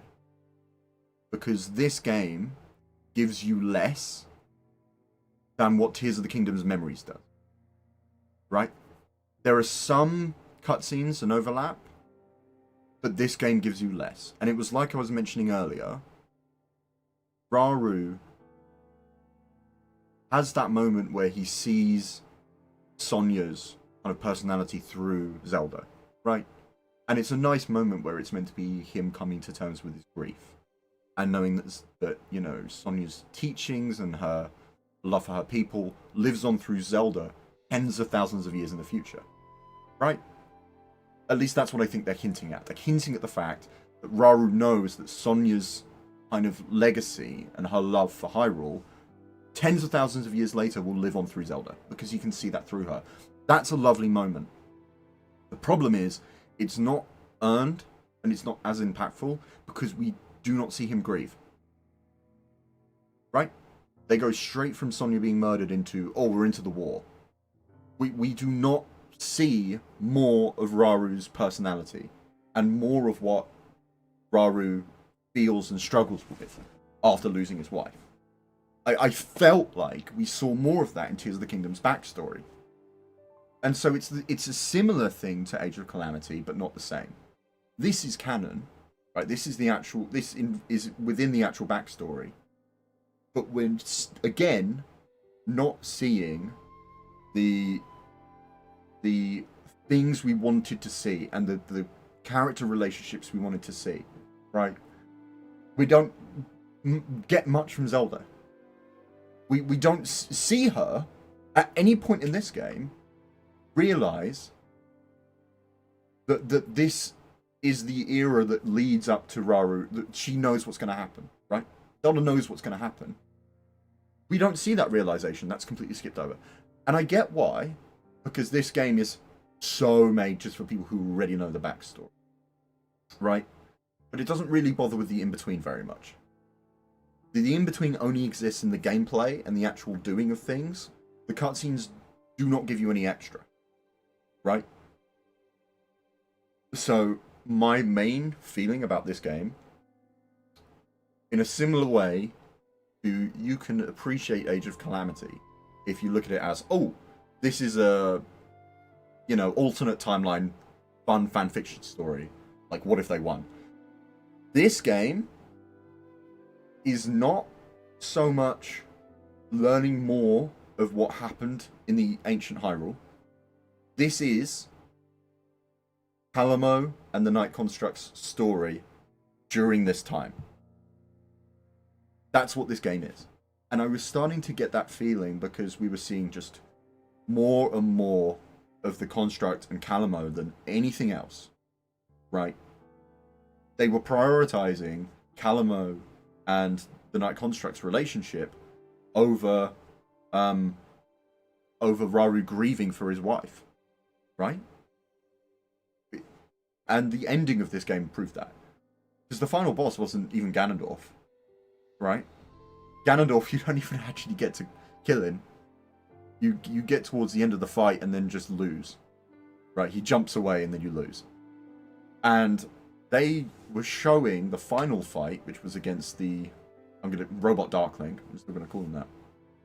That fight was shown to be as important a moment as Rauru sealing Ganondorf away.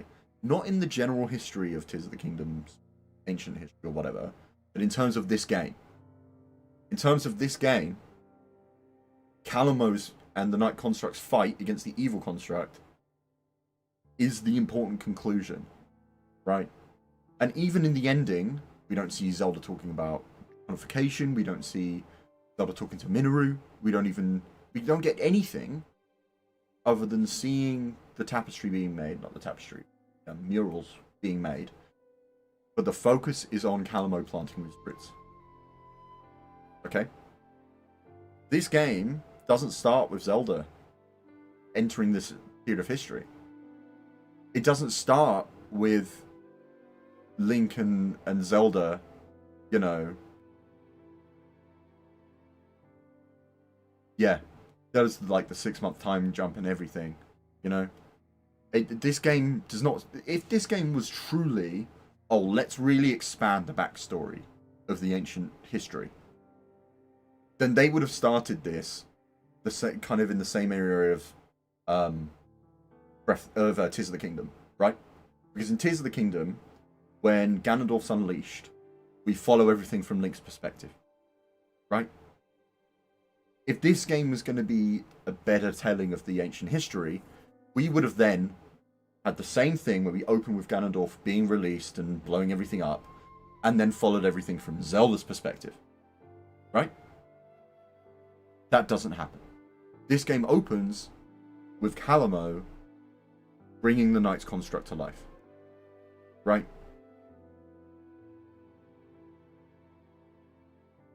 Maybe the DLC will do Sonya and Rauru, you know. Maybe they'll go into that later.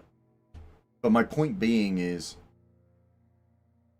maybe it doesn't matter that they don't go so much into Rauru's character and don't go much into Zelda's character, because Tears of the Kingdom covers most of that.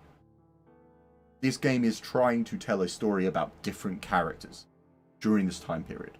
So you might be playing as Rauru, and you might be playing as Zelda, and you might be doing the battles that they did. But this game begins and ends with the life of the Knight construct. Right? It's just telling a story of other characters during this war. It's their story. Right? So if you look at this game that way, this is much more enjoyable. But here again is my problem. Why did they not market it like that? Right? Because you don't do anything other than piss people off or cause arguments. The same with Age of Calamity, right? Because if you sold Age of Calamity as what it was, people wouldn't have been angry, right? If you sold Age of Calamity of, oh, this story is about this mini guardian that tries to stop them from losing the war, right? Again, given Tears of the Kingdoms, that can't happen, right? I don't want to go into it, but because of the time loop, that alternate timeline actually can't exist, because you know, unfortunately, Age of Calamity then brings in a different type of time travel, because you have fixed time and you have alternate time, and Tears of the Kingdom goes for a fixed time loop, right? Similar to Skyward Sword, right? It's consistent with Skyward Sword, Tears of the Kingdom's type of time travel, where it's a fixed time loop. If you go back in the past and change something, that always happened, right? And Tears of the Kingdom is consistent with that rule, that Tears of the Kingdom's introduction has to happen for all of the previous 10,000 years of Hyrule history to happen, because Zelda was always in the past. There is no version where she wasn't there, and Age of Calamity just doesn't connect with that. And bearing in mind Age of Calamity was being made at the same time as Tears of the Kingdom, that's how you know they were different writers. And so, because of that, that's why Age of Calamity is fanfiction. It's done by different writers who created a story that simply, even if you look at it as an alternate timeline, that can't exist, because it has different time travel. And this game is done by the same writers. They had some of the writing team. So, yes, this is a canon story, and yes, it does take place in the ancient history of Hyrule. But it's not Rauru and Zelda's story. It happens around Rauru and Zelda, but this is Calamo and the Knight Construct's story. And much like how Age of Calamity was marketed as something it wasn't, I think they could have marketed this as, we're gonna tell this story through the perspective of a Korok. Because that's what this game is, right? So even if you advertise this game as that, and it makes people go, I don't want that, it's better to do that and market the game as what it is than to wait for people to find out that this game is about a Korok and a construct. Because it starts and ends with them. You know? And we see more of them than any of the other characters. And we focus on their entire story and skip so many details and have time jumps and everything. We barely find out anything about Ganondorf. We see so little of him. And I was expecting, if this was going to be just the true just the backstory of the ancient Hyrule, we would have had a playable Ganondorf, right? Because in the original Hyrule Warriors, playable Ganondorf is important. Like, you spend so much of the game trying to win a war, right? Like multiple levels. Then you switch to Ganondorf, just fuck everything up, right? You're forced to play as Ganondorf and ruin everything, so that you then have to go back as Link and Zelda and win again, because Ganondorf's taken over. And you had to play that. You had to do that to carry on the game. That was great. And they could have done something similar here, right? Because how emotionally impactful would that be to force the player to play as Ganondorf and cause this tragedy and cause this series of events through the perspective of Ganondorf, to then have to play, you know, as Rauru and his army and push back. You know, that's how it would have been done if that was what this story was. But again, it's not. It's about Calamo and the Nike's construct. You know? Yeah, exactly. We see nothing of Ganondorf. We see Koumei and Katake. They're introduced, and they're the ones that have the Shades magic and whatever, I think. And then they're just out of the picture. They run away, and then we never see them again. Sonya dies, and Rauru never talks about it. Right? Zelda realizes that Ganondorf might be the Ganondorf she saw, and never talks about it. Right? All of these things that if the story was about these characters, we would see, right? We would see the conversations happening. We would see how the characters felt about these various things. This game isn't about them, right? I mean, if it's supposed to be about them, it does a bad job. That's what I'm saying. If this is about the characters from the ancient history of Hyrule, it's doing a bad job of telling that. But if you look at this game as, no, this is about Alamo's perspective during the war. It's about a little Korok's time and journey of trying to plant roots and getting caught up in a war. If that's how you then look at this game, the game is better. Yeah? If that makes sense. Because this just does so much that it just never, at the start of the game, that it just doesn't carry on with. Right? And that's something that I enjoyed about the original Hyrule Warriors. And I was surprised they didn't do it here. I was really I would have put money down that you would have to play as Ganondorf and win some fights, and then the player then ends up causing Sonya's death. That would have been crazy. Yeah. That's the thing. The twins, which, again, the ancient history of this is based on Ocarina of Time's story. Right? Which is why I'm surprised the sages weren't named after the... because with their masks and everything, Tears of the Kingdom sets up that the divine beasts are named after these sages. That's what Tears of the Kingdom sets up. It's why their masks are shaped like the divine beasts. Because the divine beasts replace them. And it's something I talk about in the Tears of the Kingdom, my Tears of the Kingdom video, right? The divine beasts function as replacements of the sages to protect those areas. And because Tears of the Kingdom's backstory is so heavily influenced by Ocarina of Time, and almost it's a retelling of Ocarina of Time. If you look at the exact details, it's a retelling of Ocarina of Time. right? Because all of the sages, if they were named after the Divine Beast, would have the names of the Ocarina of Time sages. Rauru, the leading sage in Ocarina of Time, is replaced by Rauru, the King of Light here. But he's also the King of Hyrule, which Ganondorf betrays. Right? The kneeling of Ganondorf in Tears of the Kingdom is reflective of the kneeling in Ocarina of Time, or the King. And Zelda's, in both games, suspicious. That's something I should have mentioned more in my Tears of the Kingdom video. But there are intentional references in Tears of the Kingdom's history that are meant to reflect what happens in Ocarina of Time. Right? From the jewel on his head to everything. Right?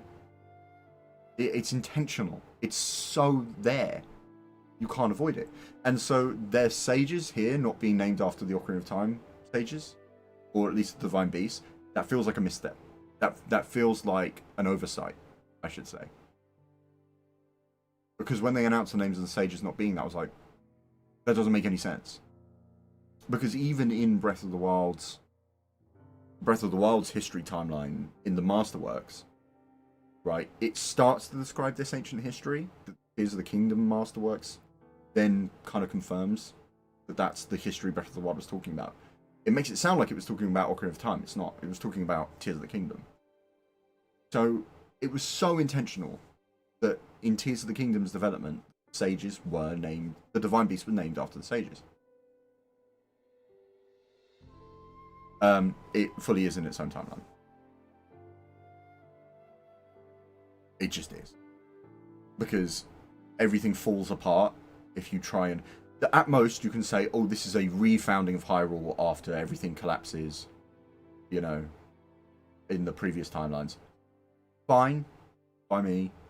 But then you end up, you know... Yeah, exactly. I mean, that kind of is the timeline. But even then, Tears of the Kingdom and Skyward Sword don't line up. Because... And... Trust me, this is intentional because it even says it in the Masterworks. The Sheikah don't exist yet in ancient Hyrule of Tears of the Kingdom. The Sheikah do not exist yet. They gave Rauru that eye, right, intentionally to show you that the Sheikah then become an extension off of the royal family, starting from Rauru, and that's why the symbol is his eye. In the Breath of the Wild Tears of the Kingdom timeline, the Sheikah eye is Rauru's eye. He has the exact same eye with the tear, right? If they were inspired from Rauru, they couldn't have existed before. But the Sheikah do exist in Skyward Sword. So, to me, you do have kind of Skyward Sword first, then Tears of the Kingdom, then Breath of the Wild. But it's a version of Skyward Sword that isn't exactly the same as the one we see in the Skyward Sword game. This has to be an alternate one. Or there's just... You can say that they're all connected if you want. That's fine. Right? That's fine. But I'm sorry, there is so much in the developer interviews that you translate, right? Well, yeah, I mean, input is a Sheikah in Skyward Sword. Right? There's so much that if you translate and actually look at what, you know, the developers have said in interviews and what the game is trying to tell you, Breath of the Wild is a reboot. It's a reboot timeline. It's a separate timeline. Right? Because it simply can't exist in the same as literally any other game in the old timeline without 1,000 plot holes. Right? So if you want to connect it, that's fine. Like, it's up to the player. You're allowed to connect these games. You're allowed to say they're part of the same timeline. But you do have to accept that that brings in a ton of plot holes. And there's a reason the developers are saying, oh, it could be a reboot. Because the reboot would allow all of this stuff to work. Because, and this is why I prefer looking at this as a reboot. This does Ocarina of Time's story with more detail. Right? It's a retelling of all of that stuff with more detail. An origin of Ganondorf, you know, an origin of all these tribes, an origin of this world. We know where the Sheikah Eye comes from now, right? In this timeline, there is a reason the Sheikah Eye looks like that. Right? And Ganondorf's gem, they give a backstory for that. They give backstories for everything. And if you look at this as just a separate thing, it's an amazing story. If you try and force it in with any of the other games, it simply doesn't work anymore. It's just full of plot holes, you know? And in terms of, yeah, I mean, that's something the only thing I don't like about this connected timeline is how long a time period they say things happen in. The only way I can view it is that it's an exaggeration, right? So when they say 10,000 years ago, that's not like them recording exactly how many years it's been since then. It's just this happened 10,000 years ago. That's part of the myth, right? Zelda is about myth. It's called The Legend of Zelda because, and you can even look at how Miyamoto in the 90s talk about Zelda. The Zelda games are retellings of the same story. Right? Some of them are retelling of the same story. They weren't originally made to be like continuations of the same timeline when they were first made. Same as Mario being, they talk about Mario being a stage play. Their characters on a stage. They're doing a play. So every time it's a kind of reiteration of this play. You look at what they're saying about the story of Link to the Past, right? And Link to the Past is meant to be a retelling of the same legend as the original game. And it's the same with Ocarina of Time. Ocarina of Time is an alternate retelling of A Link to the Past. And they say this, right? Back when these games were out, they say this. You can find the interviews there. They're retellings, right? And this is what was originally written in the 90s. So as soon as they're selling an anniversary book, right, in 2012, 2011, saying, you should buy this book because it's got the official timeline. If you think that any of that was intended when these games were originally made in the 90s, I don't know what to tell you. Because they're meant to be retellings of the same game, of the same legend. That's how they were sold. That's what we were told about them. And it's the same with Tears of the Kingdom, right? It's a world that uses all of these characters and designs and things from the previous timeline. But if you look at how they were talking about Breath of the Wild during the development back in 2014, 15, 16, that was made as a reboot, right? They were starting Zelda from scratch. They were saying, what are the conventions? Burn it all, start from scratch, go back to the original Zelda. And why would they do that with every single aspect, from gameplay to the color of Link's tunic, right? To how dungeons work, how bosses work, whether or not there's health bars, how items work, whether or not you need to do everything in an order. They went completely from the ground up, but Zelda fans will tell you, but they still wanted to fit it into the old timeline. You know? You don't completely start from the ground up with a story that doesn't fit into any of the other games and then go, it definitely is in the same timeline. And Tears of the Kingdom tells you that it isn't, because it simply cannot exist with the other games without plot holes. And if you look at it on its own and stop trying to force in the other games, there is a really good, enjoyable story there. And it's part of the reason people say Tears of the Kingdom story's bad, is because they want it to be some fanfic that fits it in with this timeline made in 2012 about games that were written by different people in the 90s and 80s. They wanted a game in 2023 to force itself into a semi-fanfiction timeline made in 2012 about games from the 80s. Why? Why? Enjoy these things as what they are. Enjoy new stories. Enjoy new tellings. That's what Breath of the Wild is trying to tell you. That's what Tears of the Kingdom is trying to tell you, right? And so it's the same thing with the 10,000 years. Is it actually 10,000 years? The problem is that there is no media literacy anymore, right? And it's ever since the Zelda timeline was made that tried forcing and connecting things and giving answers to fans, the fans have become lazy and now expect everything to be force-fed to them, right? And if you are a Zelda fan that tries to read between the lines, you're a hater, right? I don't quite remember what happens with the Tarry Town quest. I know that Tears of the Kingdom doesn't do everything right for Breath of the Wild. But what I will say is what Tears of the Kingdom does for Breath of the Wild so well is it does actually explain story details of Breath of the Wild, like big ones. Right? It explains Sheikah technology, it explains the origin of the Sheikah, it explains Ganondorf.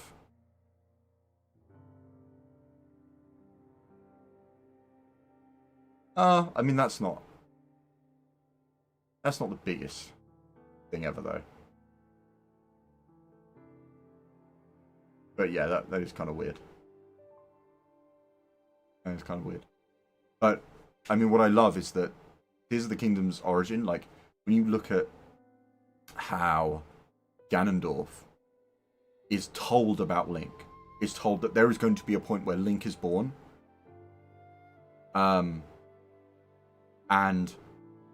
And he's going to be the one to destroy you, right? That is what Ganondorf... But yeah, Sheikah technology is a bastardization of Zonai technology, right? And it's semi in this game, right? The Sheikah are not meant to be great people. They're not. And that's something that is even explicit in Ocarina of Time. Bear in mind that Breath of the Wild and Tears of the Kingdom take story details from Ocarina of Time and are retelling them, right? In Ocarina of Time, the Sheikah are not inherently good. That's what the point of the Shadow Temple is telling you, right? They do things wrong. They are the dirty work for the royal family, right? So why is Sheikah technology the downfall of Hyrule in Breath of the Wild?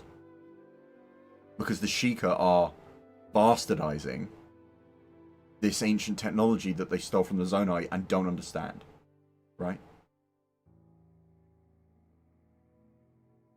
Bear in mind, and this is in 100% intentional, right? 100% intentional.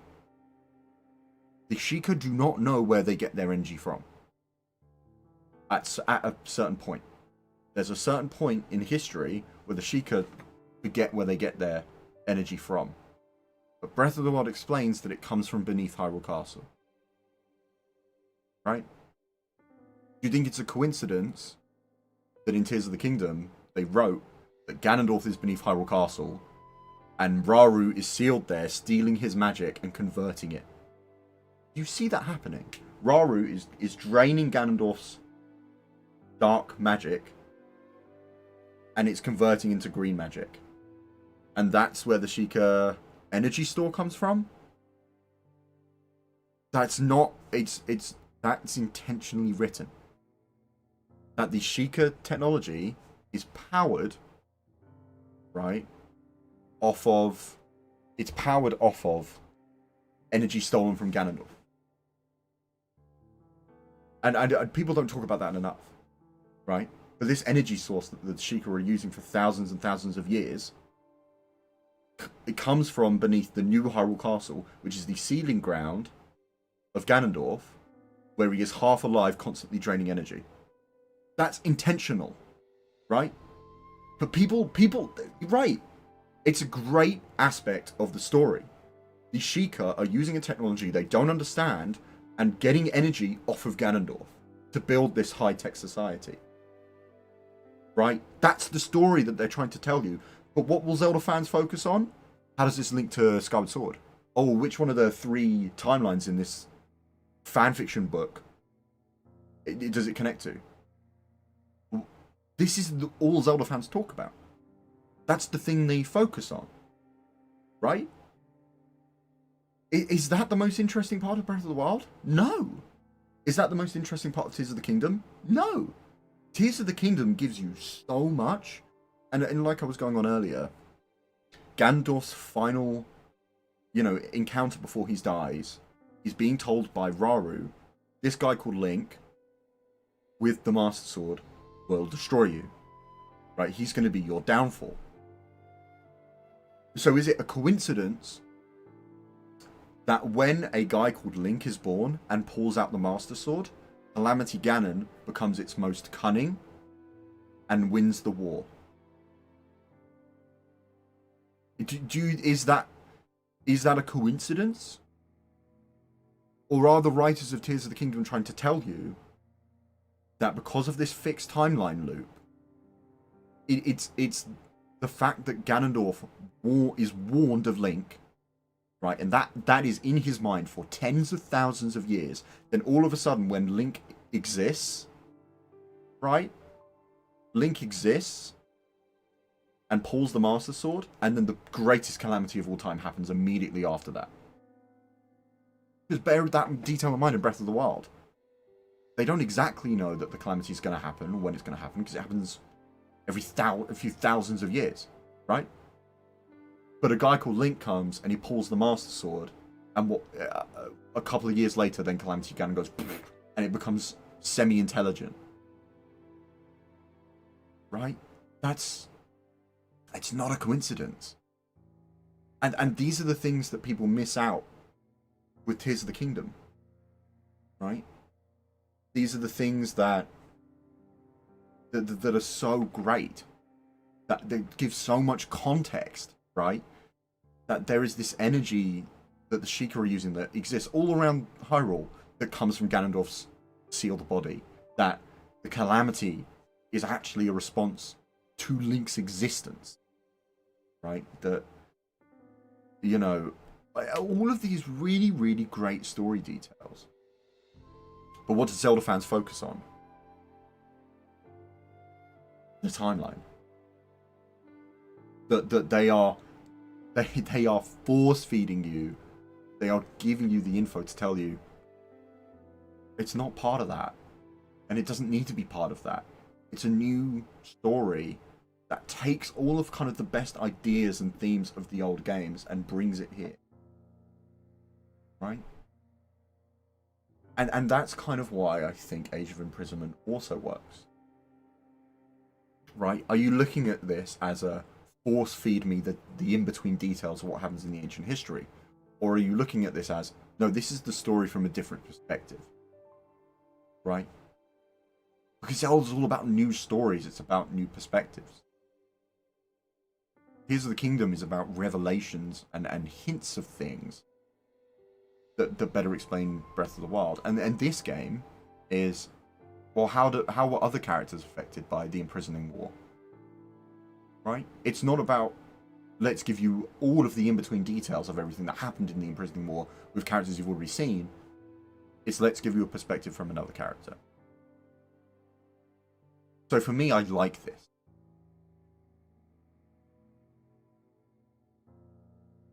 I'm glad, sorry, bring that up.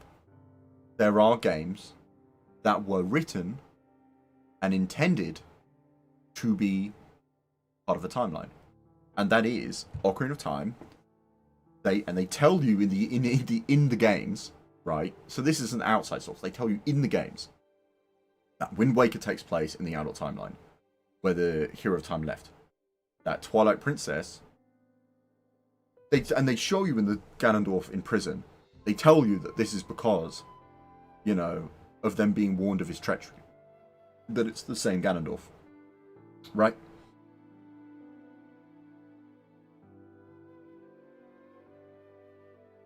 Yeah. And Skyward Sword was, it's just a way of telling you about the curse and the Master Sword. But again, Skyward Sword, without plot holes, Skyward Sword as it happens in Skyward Sword cannot be the same origin as what happened for Tears of the Kingdom and Breath of the Wild. Unless you look at the Sheikah existing again as a coincidence. Right? But, Anyway, that's how I feel about this story, though.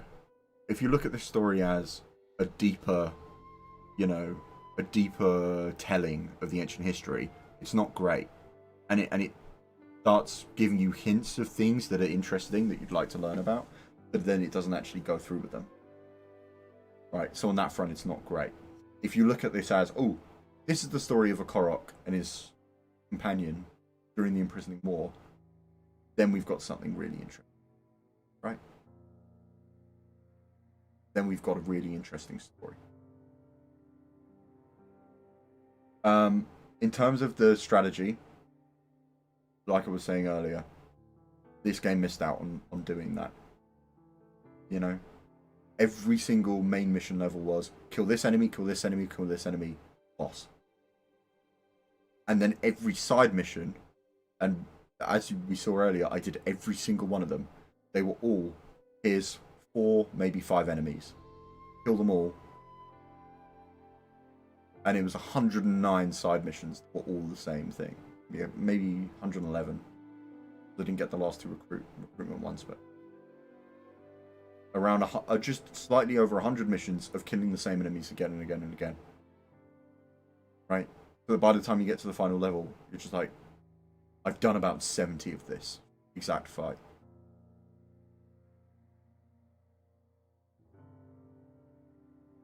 So, when I say that I prefer, gameplay-wise, the first Hyrule Warriors, this is from someone that is now pretty much almost this one, but has 100%ed every Hyrule Warriors, and played over 300 hours of the original Hyrule Warriors on Wii U. I prefer the original one purely for the strategy. It is more replayable because levels will feel different, because you have to look at the map, you have to strategize, you have to think about what's going on. This game you don't. It never matters. None of that ever matters. And it's unfortunate because those systems exist in the game. Right? What part that I said is funny? But yeah, those systems exist in the game.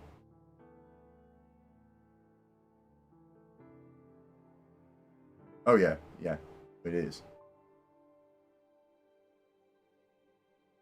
But it's annoying that this game has figured out the one-on-one combat in a Warriors game so well.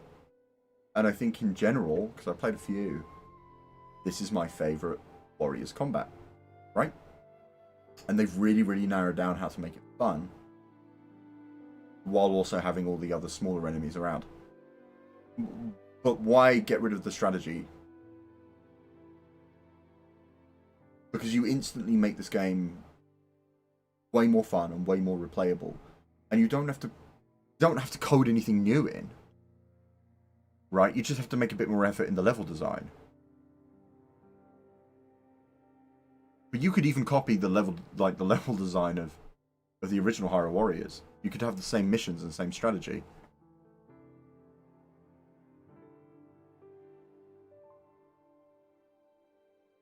Yeah, yeah, exactly. That's the thing. They marketed this as a canon storyline, right? Because they knew how upset people were with Age of Calamity. But is it that different?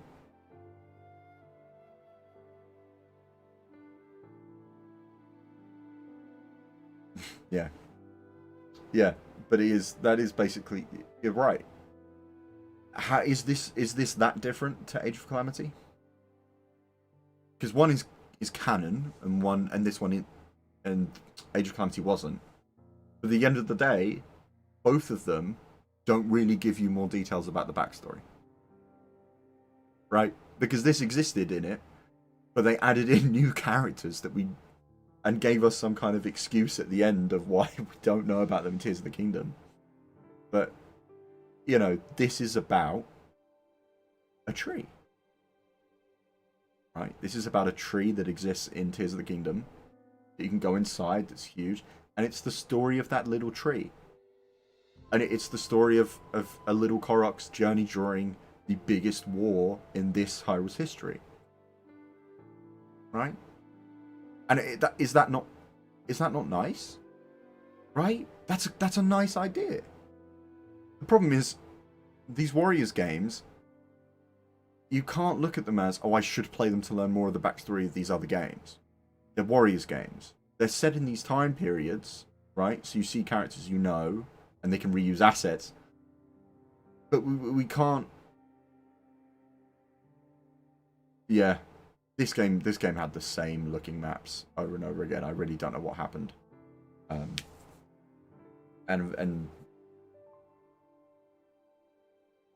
like, the map design in this was so linear. But, and also it just didn't look tens of thousands of years different.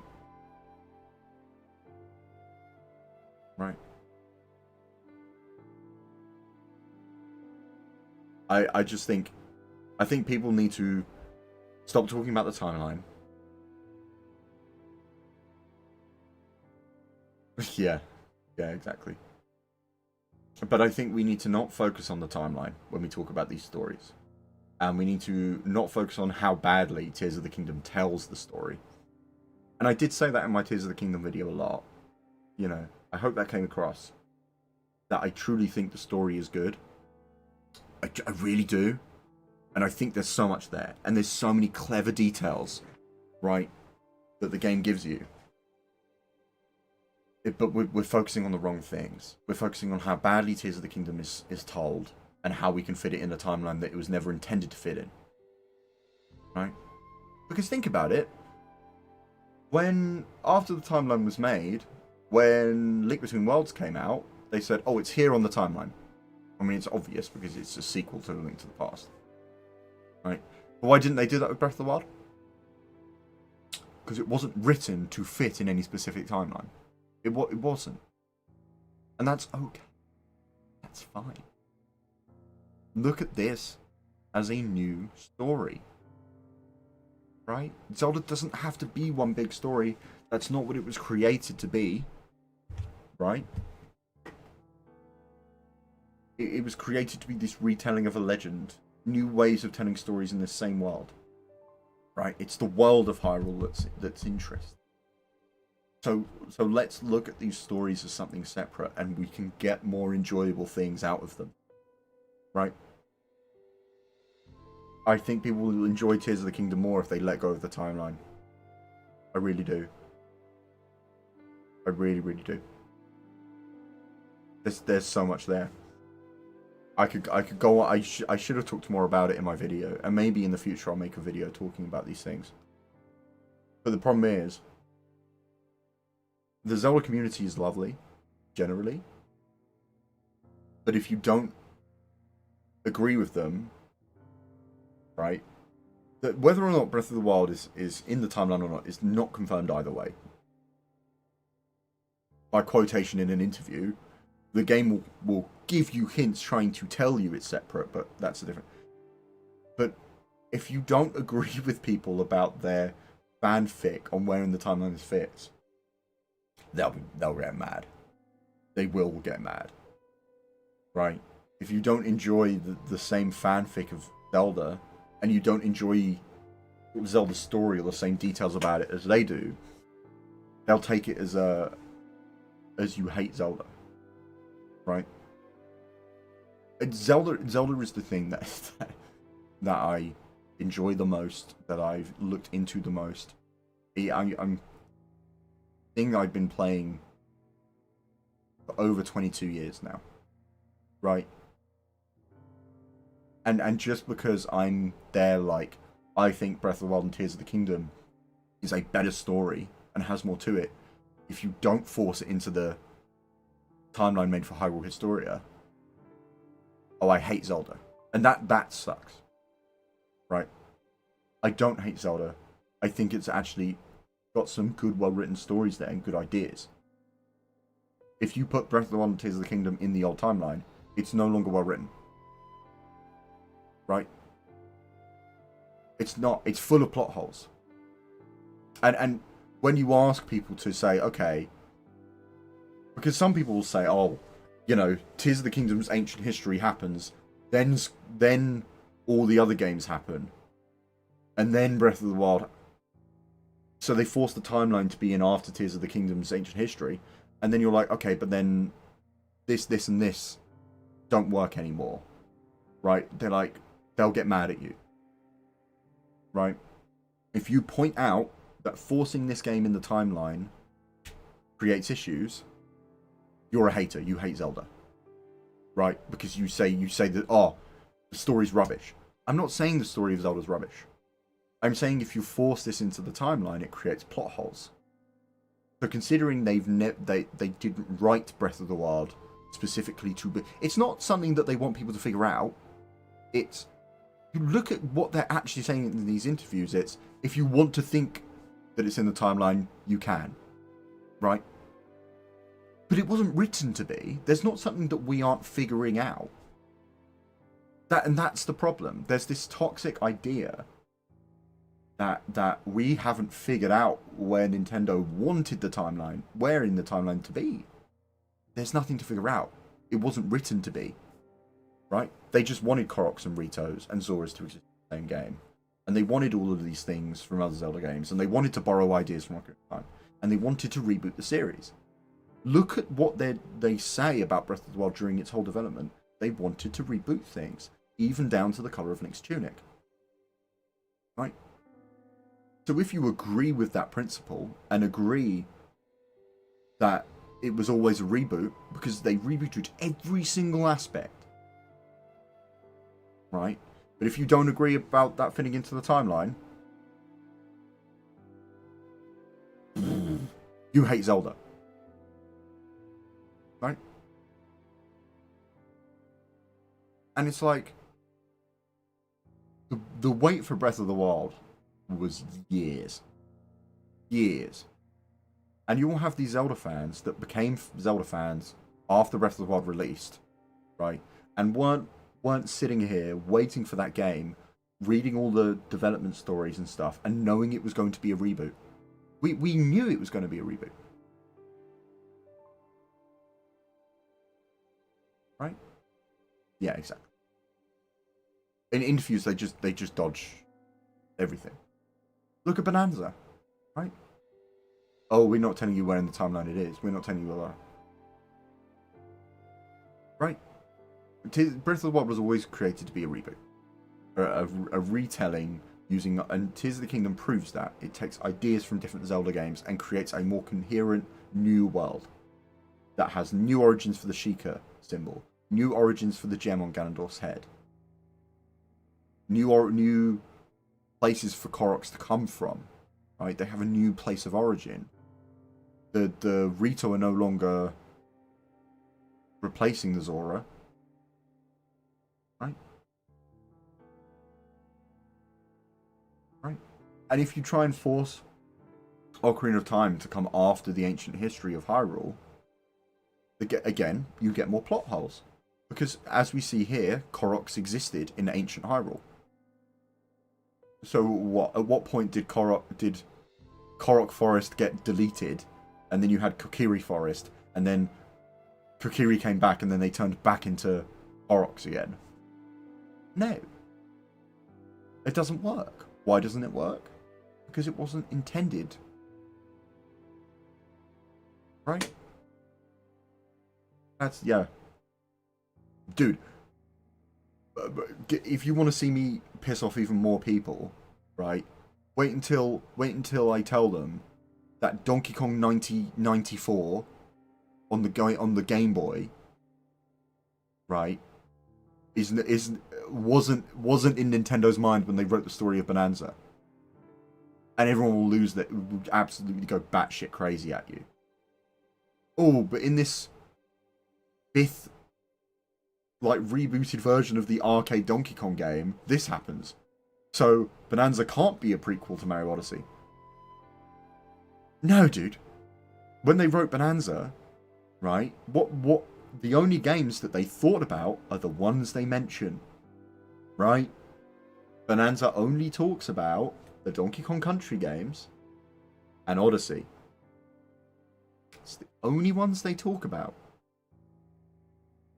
But what games do you think it's in a timeline of? The country games, and then Bonanza, and then Odyssey. That's your timeline. Do you think Nintendo were like hiding a detail that connects it to Donkey Kong 94? No. It's not that complicated sometimes. But Nintendo fans need to be force-fed the info, or they can't figure it out for themselves. If you ever suggest, like, oh, he never said it was a reboot, so it isn't. It must connect. And if you don't agree with me, you hate Zelda. You know? You try telling a Zelda fan that Link and Zelda aren't romantic in every Zelda game.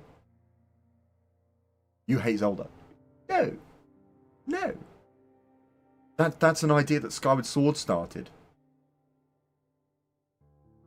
You know? In other Zelda games, they are children. Right? In the original Zelda, in A Link to the Past, you know, Link and Zelda are children. Right?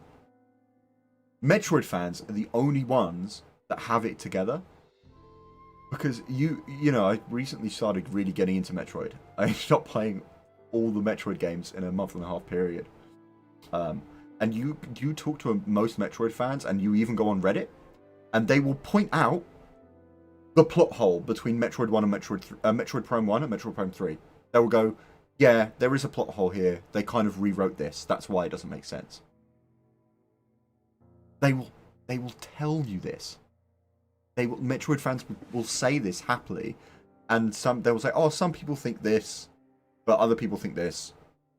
Either way, you know, there's no exact answer because they don't quite line up. They changed their minds between Metroid Prime 1 and 3. Right? They're great for that. Because that's true. They're willing to accept that over, you know, these series are 40 years old, for fuck's sake. Can Zelda fans learn from Metroid fans? Metroid's just as old as Zelda, with far fewer games. Fewer games. And they'll tell you that there's plot holes. Right? Zelda fans will have 5 times the amount of games in a series just as old, and if you dare point out that forcing all of these games that are meant to be retellings of the same story into the same timeline, oh, you hate Zelda. Ah. You don't want to ship Link and Zelda in the games where they're children? You don't want Zelink in games where they're children? You hate Zelda. You don't think Link and Zelda are a couple in Twilight Princess? Where they only talk once when he's a dog and she has no idea who he is, and once when they're both fighting Ganondorf for 10 minutes. Oh, you don't ship them in that game? You hate Zelda. You hate Zelda.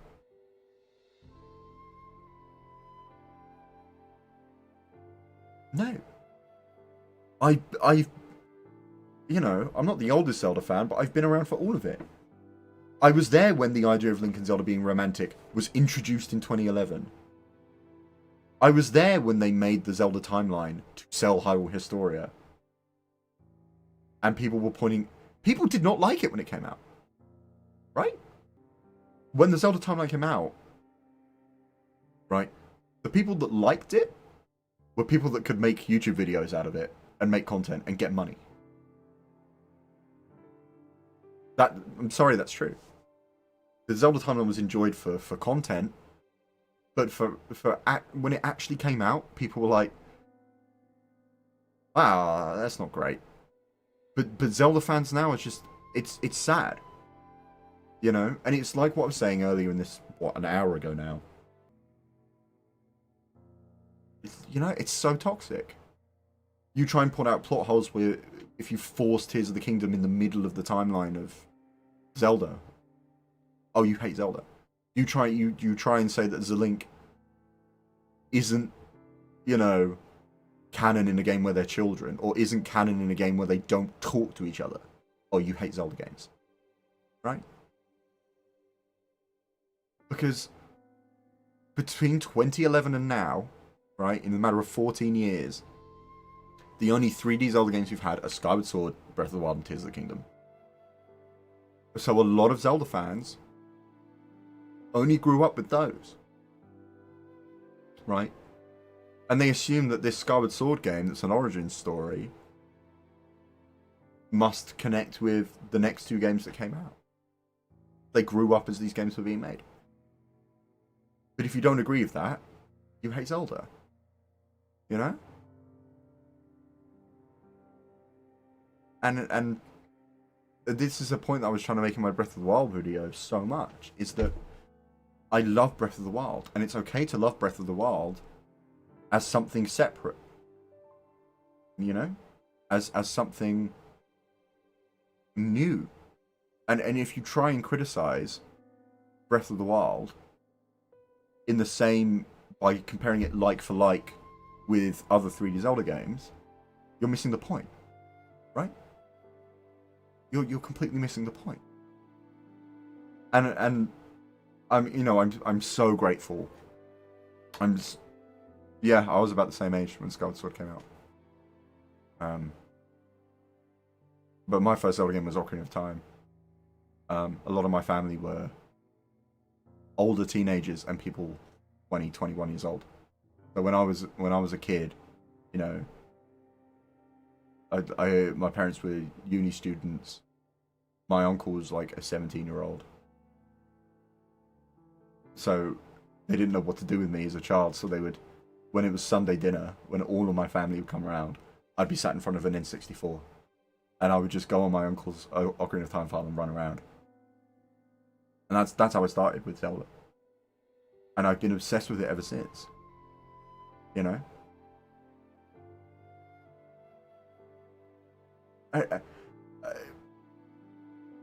But the reason that I think, and I'm so grateful for my Breath of the Wild video doing so well.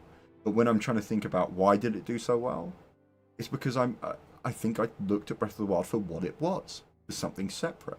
You try and compare the dungeons of Breath of the Wild to the dungeons of Twilight Princess, Breath of the Wild's a terrible game.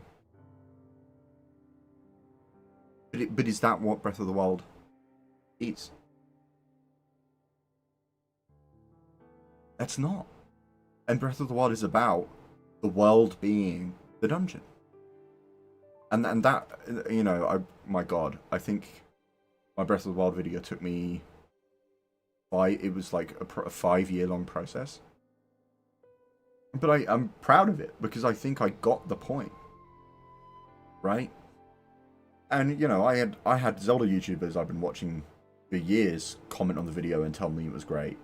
You know, and I enjoyed this. Right? There are Zelda fans out there that are happy to take these new Zelda games for what they are. And I'm so proud of that. I was really proud of that. That people seem to agree with me. But it's insane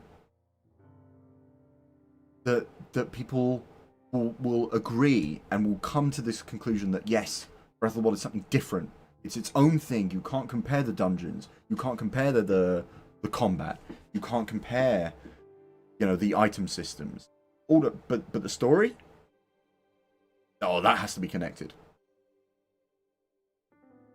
No. It doesn't. It doesn't need to be. You know? And that can be a beautiful thing. And that's what I think Zelda fans are missing. Right? I really do. And it's a shame how toxic it is. And I know that because, again, talking to Metroid fans on forums and whatever about the timelines and or the stories there, they're far more level-headed about it. But Zelda fans, because Zelda games come out so slowly, years go by and people are just desperate to find connections and to find lore and stuff like that, and they bleed it dry until the top conversation is about the timeline. It's the only thing people will fucking talk about. And I think it's a disservice to the series and what it does well. You know? Yeah, exactly. Breath of the Wild, in every single aspect, was what was Zelda about in 1986, right? Even the you know, look at their gaming. What gaming convention was it? They were at a conference and they gave a talk about Breath of the Wild and their design philosophy and everything. Right? But what were they doing? They were going back to the 1986 Zelda and saying, what was this about? Right? And if you accept that, and you accept that that was the design philosophy for Breath of the Wild, why not accept that for the story as well? Yeah? Because if we stop trying to force every Zelda fan to agree with your timeline, right? And there's so many things in Breath of the Wild and Tears of the Kingdom story that on their own bubble are so brilliant. It's brilliant, right? No one talks about these things, right? And so we're missing out something so great about this era of Zelda. You know? This is the era of Zelda. If you look, I mean, back at when it was first announced, this is a decade old, right? Decade old, and we're not willing to start looking at it as its own thing yet. You know? So, anyway, that's my rant about the story. But it's hard for, like, I know because of how popular my Breath of the Wild video ended up being out of nowhere. I know that a lot of Zelda fans have seen it and enjoy it, and I get so many positive comments on that. I guarantee the same people will be some of the people that will be mad at me when on like other social media platforms I try enjoying talking about Zelda. And they'll be like, oh, you hate Zelda, you hate the story. You know, why don't you agree with this? Blah, blah, blah, blah, blah. Even then, Breath of the Wild doesn't really connect to Skyward Sword. It contradicts so much of it. You know? It can connect to Skyward Sword. Right? It can connect to Skyward Sword if you forget some of the Skyward Sword's details. Right? Because think of it this way. Link and Zelda founded Hyrule in Skyward Sword. So what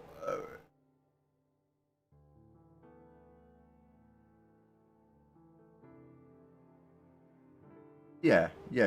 But they took, like, this is the thing. Breath of the Wild was, let's take loads of iconic locations from different Zelda games and make one big map. Right? But if you actually look at the story details with Tears of the Kingdom's history, right, that would have to come after Skyward Sword. But there's so many contradictions and so many plot holes if it does. So many. Right? And Tears of the Kingdom emphasise that significantly. It doesn't, you know, so many. The Sheikah contradiction doesn't make sense. The you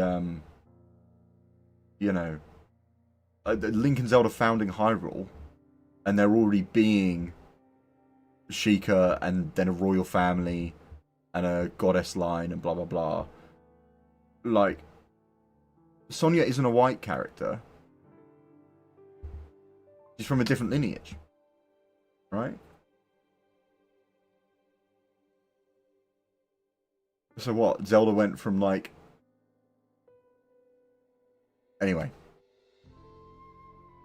It's its own thing. It's trying something new. And I think that's beautiful.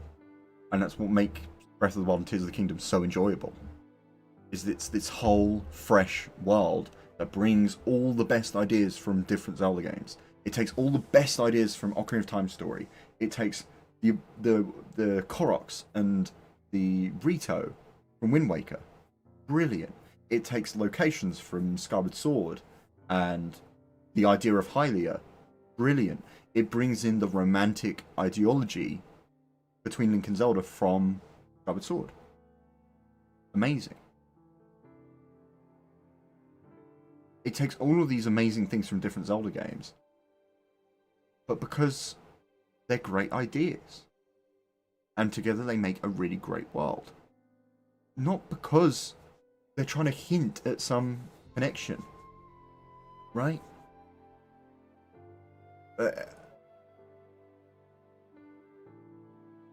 Anyway, that's how I feel about it. If you want to connect it, that's perfectly fine.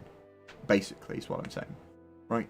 If you want to look at it as Tears of the Kingdom is a re-establishment of Hyrule after it gets completely destroyed, and a lot of these reoccurring things are part of the cycle, or, you know, yeah, fair enough. Does it matter? And if someone doesn't want to connect it to the old timeline, don't force them. Don't force it on them. You know? It doesn't mean someone isn't a Zelda fan if they don't want to connect Breath of the Wild and Tears of the Kingdom to the other games. Because in the same way, you can appreciate those games better if you think of their gameplay as fresh and different and not to be compared. Same with the story.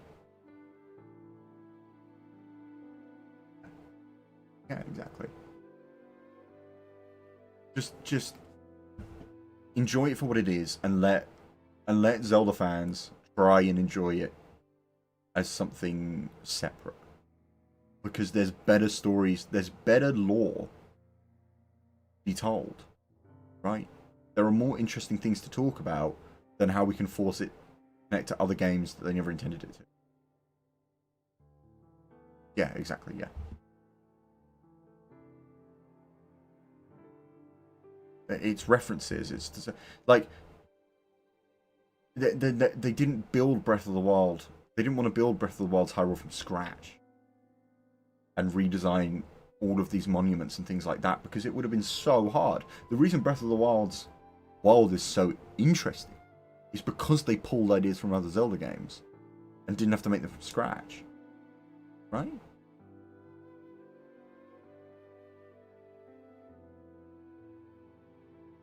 Music as well, things like that. It works because Zelda has so many great ideas, right? They're not going to make 4 races from scratch to fill each corner of the world. They're going to take the 4 most interestingly designed races in the Zelda series, right? And put them in different areas. Well, 5. Right? They're not going to make all these ruins of buildings that you've never seen before only. They're going to make them based on things you have seen, because it's cooler. And it makes the world more interesting. But not because you're meant to go, ooh, this must mean it. Anyway. I love Breath of the Wild. And I think Tears of the Kingdom does not get the appreciation it deserves. And I think that's because we're having the wrong conversations about Zelda games these days. Right. No, Age of Calamity did have better music. Well, I hated some of it. I mean, I do go into it quite a bit in my Age of Calamity video. Age of Calamity had some annoying music choices that made no sense. But when it was doing original tracks, it was amazing. I feel like Age of Imprisonment, its soundtrack as a whole, makes more sense. Right. It's very consistent, and it feels like its own soundtrack. You know? The one thing about Age of Imprisonment I don't like, again, is that it's missing the strategy from the original Hyrule Warriors games and other Hyrule Warriors games. It would just make it so much more replayable. And would make all the individual levels so much more enjoyable. That's all it needed. You know? And it should have been marketed as, oh, it's the imprisoning war through the perspective of a Korok. Of a little Korok trying to find where to plant his roots. You know? That's how it should have been told.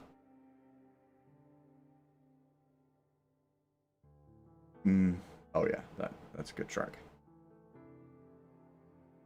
Really good track.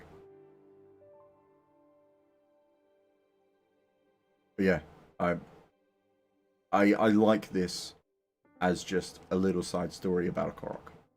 That's what I'm gonna say. And it's reflective of my feelings of the, you know, Breath of the Wild and Tears of the Kingdom era, the Wild era. Alone.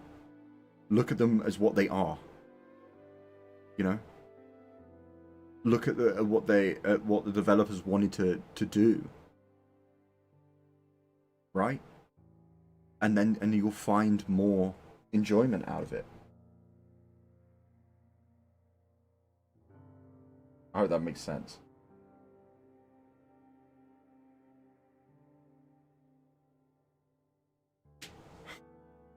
I never want to kind of be someone that just upsets the Zelda community.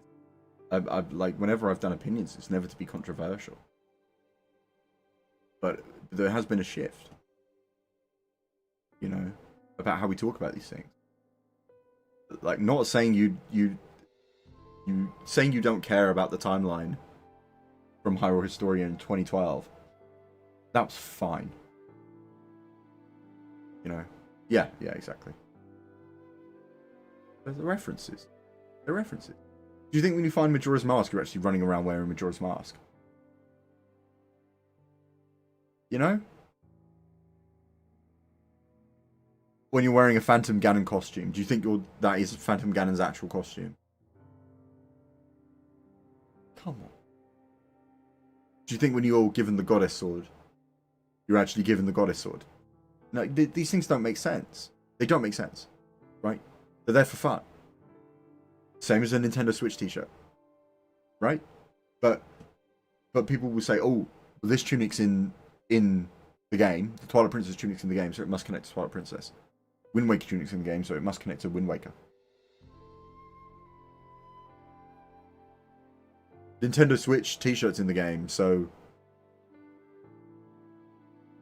you know, Nintendo Switch must have existed in the Zelda timeline. Or the Xenoblade 2 costume's in the game. Xenoblade 2 must have been involved in the timeline somehow. Come on.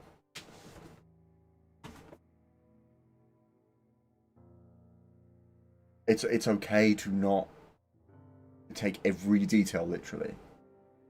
And it's okay to see these things as separate. And it doesn't make someone less of a Zelda fan if they don't like the fanfic style stuff. You know?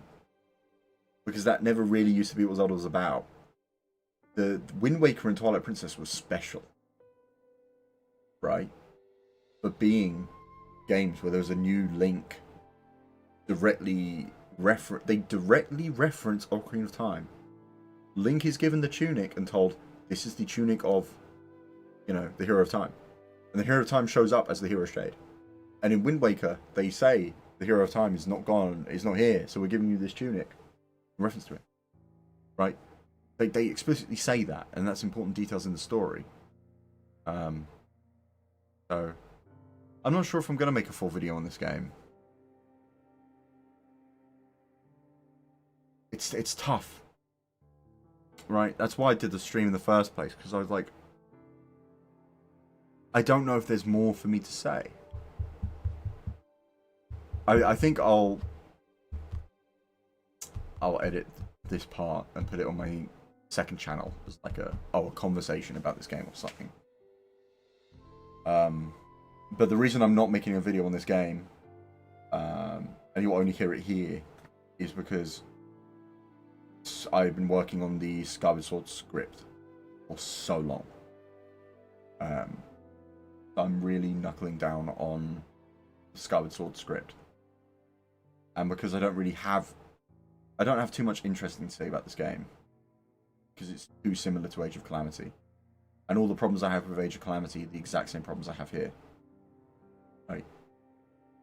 So even if I made a video about this, it'd probably be more popular than my Age of Calamity video. But at the end of the day, how I feel about the Age of Calamity gameplay pretty much exactly the same as how I feel about it here. Because they are too similar. Yeah, I haven't used my second channel for anything yet. But yeah, I think what I'm gonna do is I'm gonna edit this whole conversation. And I think we're gonna put that on the second channel. I'd just start making these more off the cuff stream videos. I would love to talk about Zelda more casually. And talk about the community more casually. Because, you know, I love it so much. But it's not main channel. Do you know what? The first truly negative experience I've had with the Zelda community on YouTube is people being picky about whether I use the term remake for games that are technically remasters. Like, that sucked. You know, because that didn't matter, right? I don't think that mattered whether I use the term remake or remaster too much. Nintendo doesn't. They just use the term HD or 3D or whatever, or nothing at all. And I got so many comments that were like, "You said this when you meant this, and you said this when you meant this, and blah blah blah. This one is a remaster, and this one is a remake, and this one is a," and it's like, dude, do you know the term remaster was a marketing term coined by PlayStation so that they could get away with reusing resources, and it for being a minimal, you know. And I was like, you know, the remaster term first came about with the God of War trilogy, right? I think, or something like that. It was something PlayStation came up with. There's no actual official classification between what's a remake and what's a remaster, right? It didn't change anything. And this is the thing. If remakes and remasters are so different, right, and have these different terms about them, then my point, right, that these games are all AAA priced when they came out, the same as a brand new game, but their quality of how much they change and how much they do is completely different, right? Is if you're going, well, this one's a remaster, not a remake, right? It's not meant to have more done to it because it's a remaster, not a remake. So if a remaster is lower quality than a remake, why are they the same price? Why are they fully priced? That was kind of the whole point of my video, right? That was the point. If you wanted Skyward Sword HD with the fast travel system, so the amiibo, that costs more money than Breath of the Wild on the Switch. Your defense is, oh, well, it's not a remake, it's a remaster. Okay. That doesn't change anything. Right? My point wasn't, oh, this is a remake, but it's barely changed anything. No. This is a fully priced game, and they've emulated the graphics from the Wii version. Right?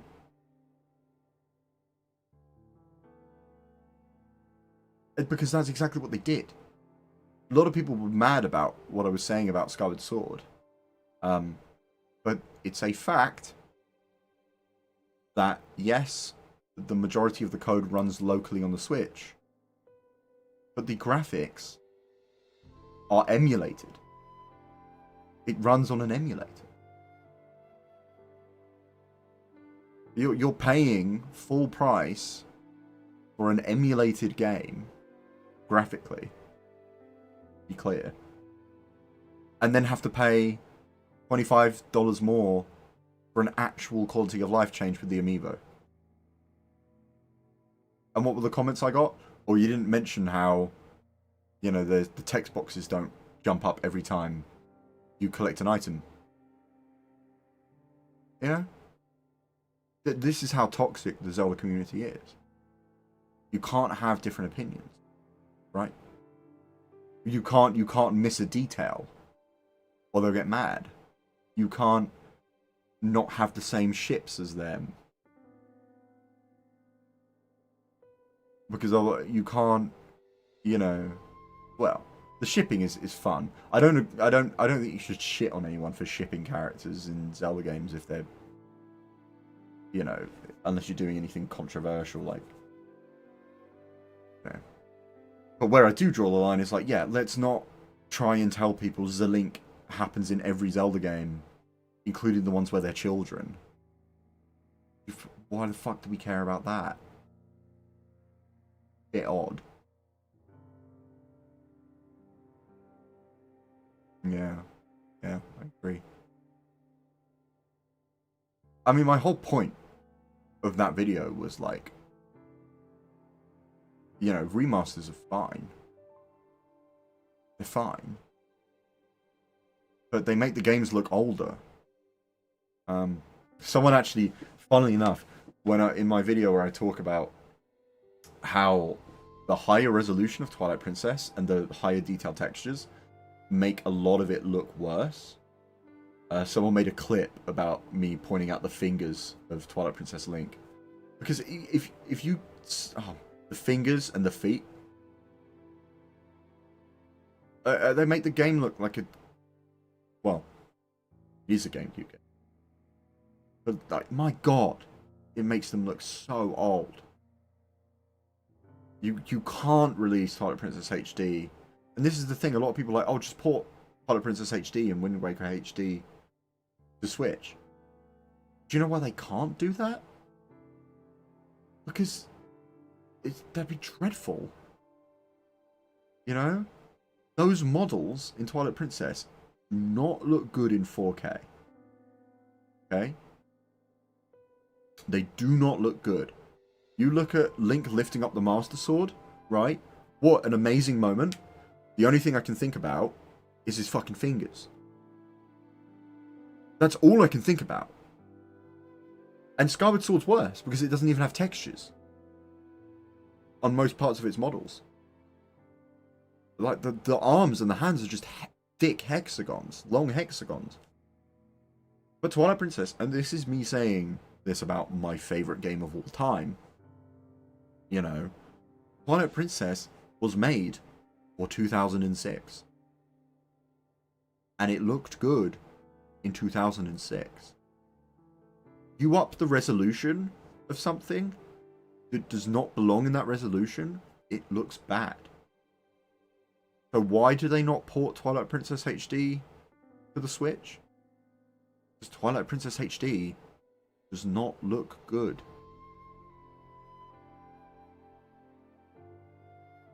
Because, yeah, I mean, texture work is one thing, and Twilight Princess HD has amazing textures. But you've got these highly detailed textures on cubes and hexagons. It's like, jeez, man. This game's old.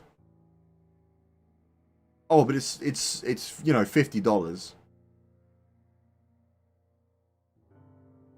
You know? And this is where, I mean, I feel like a lot of people that use the argument of you should emulate it, just emulate it, blah, blah, blah, actually properly do emulate it. Because the amount of people that, you know, were shitting on the Switch 2 versions of Breath of the Wild, like, and saying, oh, just emulate it. First of all, do you know how expensive a PC you've got to have? Like, not everyone has a PC. So for people that just, you know, only play on the train and only play Breath of the Wild in their spare time, which, you know, a lot of real working people don't have a Switch and a PC. Right? Yeah, having a cooler, better, smoother looking version of Tears of the Kingdom in Breath of the Wild, cool. You know? But do you know how hard it is to, like, actually get everything working? Have you ever tried to complete Breath of the Wild on PC? Because there's a lot of issues. There's a lot of things you have to do. The physics engine doesn't work, by the way, in higher than 30 FPS. Because it wasn't made for it. It wasn't made for anything higher than 30 FPS. You try completing that game at 60 FPS, it's hard. a lot of games you emulate, if you actually try and up the frame rate, the physics engines crash. I remember I played, I emulated an entire Crash Bandicoot game, right? Got to the final boss of it, and then I found out, and I couldn't do it. There was like a move, like a grapple thing you have to be able to do. I couldn't get it. I couldn't get it. Right? And I found out that it just doesn't work on, that part doesn't work on emulation. You know? Like, emulation's great, but to expect that of the average person, it's like, live outside of your bubble. Other people exist. You know? Yeah. Emulation's not for everyone. It isn't. It's a lot of effort. It's a lot of effort. You know? And a lot of people are like, oh, they fixed this on Dolphin. They fixed this on Dolphin. Sometimes I'm like, I don't think you actually have played Dolphin. Like, someone was like, oh, I remember this was about the Mario Galaxy 2, right? Because there's a graphical glitch when you play the game in 4K. And someone was like, oh, they fixed this on Dolphin. Yeah. Do you know how they fixed that on Dolphin? By making it so that that part is forced to not be in 4K. They never actually fixed it for 4K. Right? And these are a lot of people just saying things about things they don't really know. And so when we were talking about remakes and remasters, so many people just jump to emulate. It's like, yeah, I can understand why emulation is appealing. And like, I've got a Wii U and I've got Twilight Princess HD. When I replay Twilight Princess, I emulate it. Right? Don't get me wrong. I do. But it's not for everyone. It's not easy to do.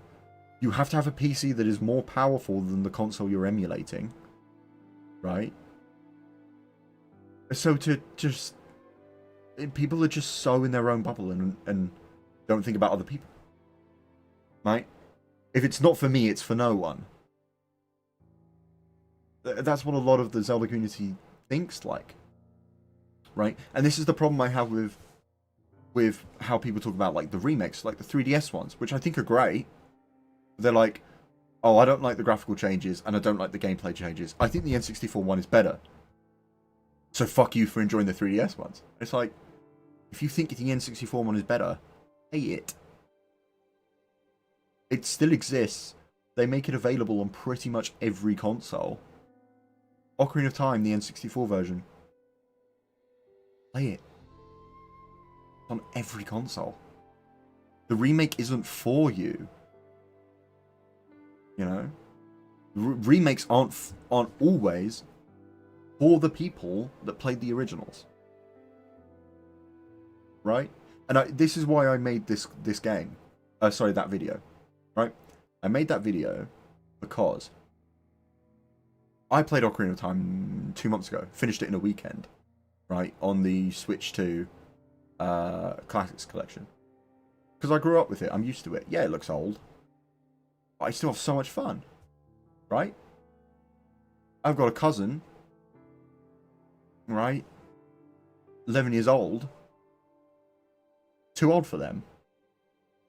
Way too old for them. They're like, well, what the hell? Right? But of course it is. Right? The combat of that game is so outdated. So outdated. And it's a game from 98. Like, yeah, it's going to look old. And not a lot of kids are going to want to play that. Does that mean Ocarina of Time doesn't have things that are still worthwhile? That are still fun? No. A remake should be about bringing in the things that still work and still hold up, but changing the things that younger audiences won't be able to get past, that will stop them wanting to play the game. Ocarina of Time's combat is too simple for a modern game. That was the whole point of why I made that video, right? If a remake of Ocarina of Time came out and I didn't prefer it, right? If I didn't prefer a remake of Ocarina of Time to the original, that's okay. And that's kind of the point I was trying to make in that video. I don't have to enjoy a remake of a game if I still enjoy the original. What's important is a remake of a game making the new generation understand why we loved it so much, right? I'd say a remake of Ocarina of Time comes out, right? I hate it. I don't get it. But the essence of the game is still there, right? My little cousin enjoys that remake, right? All of a sudden loves Ocarina of Time, right? They then understand why we enjoyed Ocarina of Time, you know, back in the early 2000s, back in 98, right? And so we've got this mutual like of something, but that exists in different generations. I can still enjoy the original. My cousin can enjoy the remake. I don't have to enjoy both. I'm not entitled to enjoying both. Right? But what we end up doing is making one for no one. Right? By doing this weird middle ground. Where it's higher res, but kind of looks worse than the original. But it also still looks so old that it's off-putting for a newer generation. Who's that for? You know? That's... You know. Oh well. Anyway. Summarizing my thoughts about this game. I've got majorly off topic. The combat is the individual one-on-one combat is the best in the Hyrule Warriors series by far. The music is lovely. They always knock it out of the park. The game gets too repetitive. It's slightly worse than Age of Calamity for that because all the missions are the same. It's kill 4 or 5 monsters that they want you to kill, right? I played every single mission and there was not an ounce of individuality between them, and that's unfortunate. Right? And the strategy, and I beg anyone to actually pay attention to what the original Hyrule Warriors was like, because the strategy of that game is amazing, and it's what makes it so replayable. No. It's why I could put 300 hours in it. And this game misses that. Right? Because Hyrule Warriors made me a Warriors fan, a Dynasty Warriors fan, and made me understand what it was about. I don't see how these games do that. Right. So I think this game would be, you know, amazing. You know, because yeah, exactly. It does things really interesting. You know, the Age of Calamity, it made the Blight Ganons look better. You know, the Blight Ganons were better in Age of Calamity, significantly. That was an upgrade. And here, they made them different, right? It's not that they're necessarily better than the Tears of the Kingdom ones, because Tears of the Kingdom ones, they look like they could be their own thing. But here, they made them generals of Ganondorf with voice acting, right? And their designs are amazing. They are so good. Especially Grim Turok, Grim Goma. Ugh, those two were amazing, right? And the volleying with Grim Goma, amazing. Those boss fights were a lot of fun. But this game probably has some of the better boss fights of,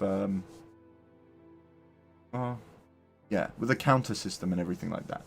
The combat, the one-on-one combat and the boss fights, amazing, right? So much of it was amazing. And they improved the healing system. I really started to like the camp system. I thought that was a lot of fun. But again, the strategy. Like, that's something that could have made this game, for me, I mean, you know, score on the higher ends of like a 9. Or high. I mean, the scores don't mean anything. But you know what I mean. That would make me not want to put this game down. You know, in the same way I felt with the original Hyrule Warriors. If I was made to think. Once you get good at the combat of this game and you can do the right counters, you didn't have to think anymore. You read the little box, right? That was what, right there, right here.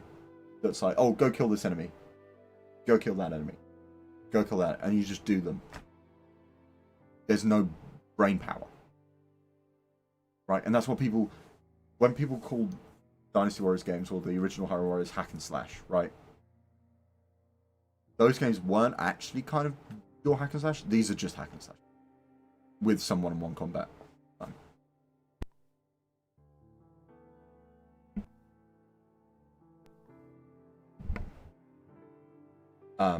And that's unfortunate. Because the systems are all there, but outposts are gone, keeps are gone, certain missions are gone. Anyway. But that's it's my main point of why I didn't love Age of Calamity, and it's my main point here. Strategy could have made this something incredible, you know? Should you buy this game for $70?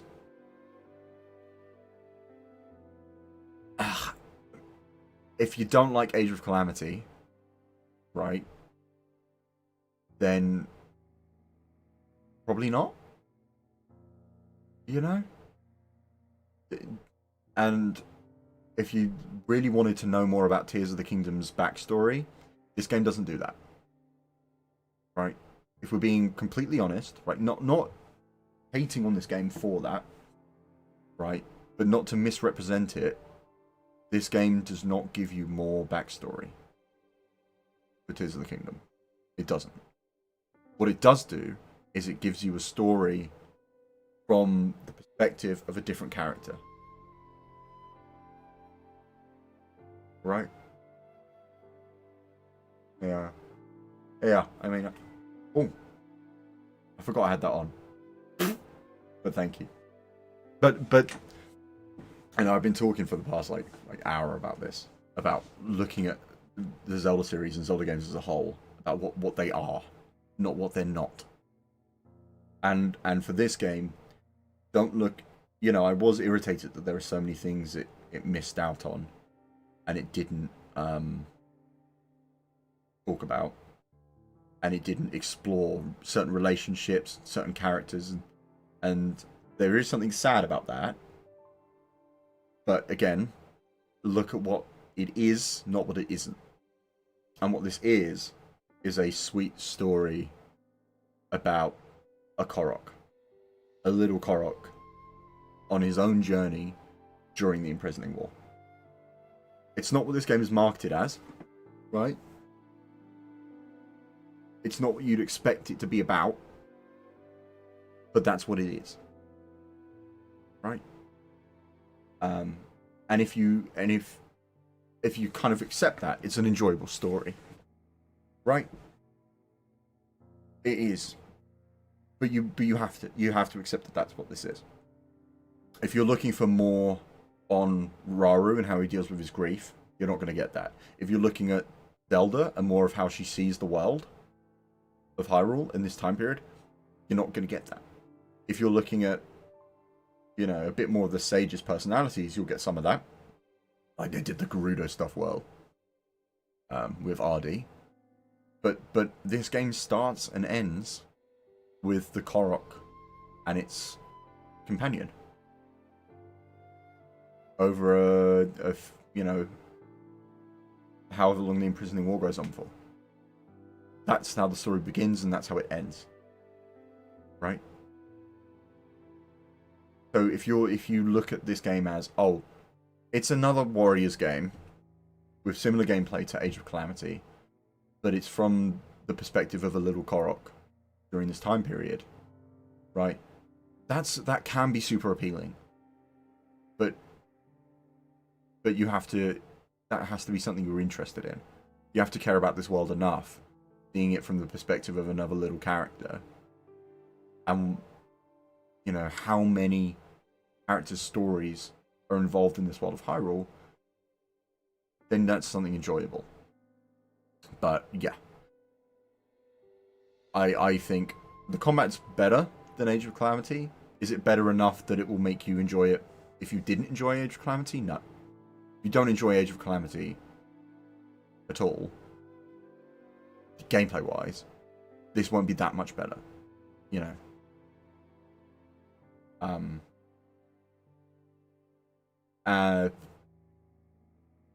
honestly, if you prefer Age of Calamity to the original Hyrule Warriors, fair enough.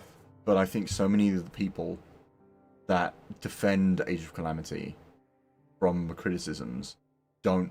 I don't feel like they completed Hyrule Warriors. I don't. The original. Because how can you play through that whole game and not realize how much strategy and how much actual gameplay mechanics they removed? It's impossible to miss. Right? It's impossible to miss. So I don't feel like a lot of people that defend Age of Calamity actually play the original Hyrule Warriors properly. At least not when it came out. But it's okay to not enjoy the original Hyrule Warriors because the one-on-one combat in that is boring. You know, relatively boring. The combos are more about wave clear. But then again, this game has so many different combos for so many different characters, but they don't mean anything because every character's got one efficient combo for dealing with one-on-one. Because wave clear doesn't matter. Right? These characters are built for a different game, is what it feels like. This game begs for the original Hyrule Warriors style strategy and wave clear. It would just be... The game would just be 10 times better if it had that in there. And I really don't understand why it's not. You know? I really, really, really don't get it. But... oh well. It is what it is. Anyway. I've been talking about this for way too long now. I'm gonna be cutting this up and uploading it to my second channel, Yeshtical. There's links to it from my Twitch. There is links to it on my main YouTube channel as well. But yeah, I want to talk about this stuff more often. I do really enjoy it. But yeah, thank you very much. Been a really nice stream. Yeah. All right. Thank you for everyone. Thank you for everyone that turned up. It's been really nice. I hope I didn't piss too many people off. What I should say. I hope people get where I'm coming from.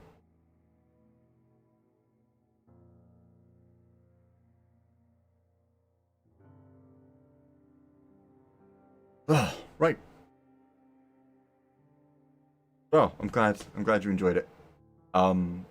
If people, I mean, if there's even one or two people out there that enjoyed this, I'll do it more often, really.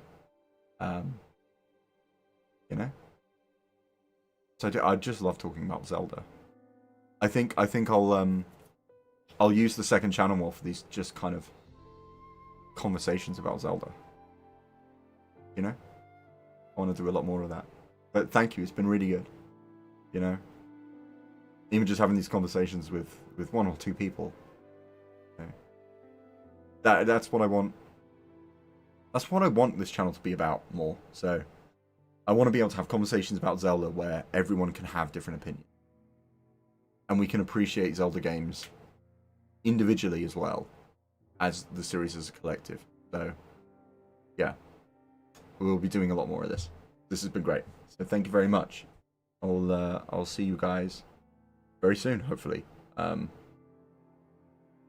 Yeah. See you soon, guys.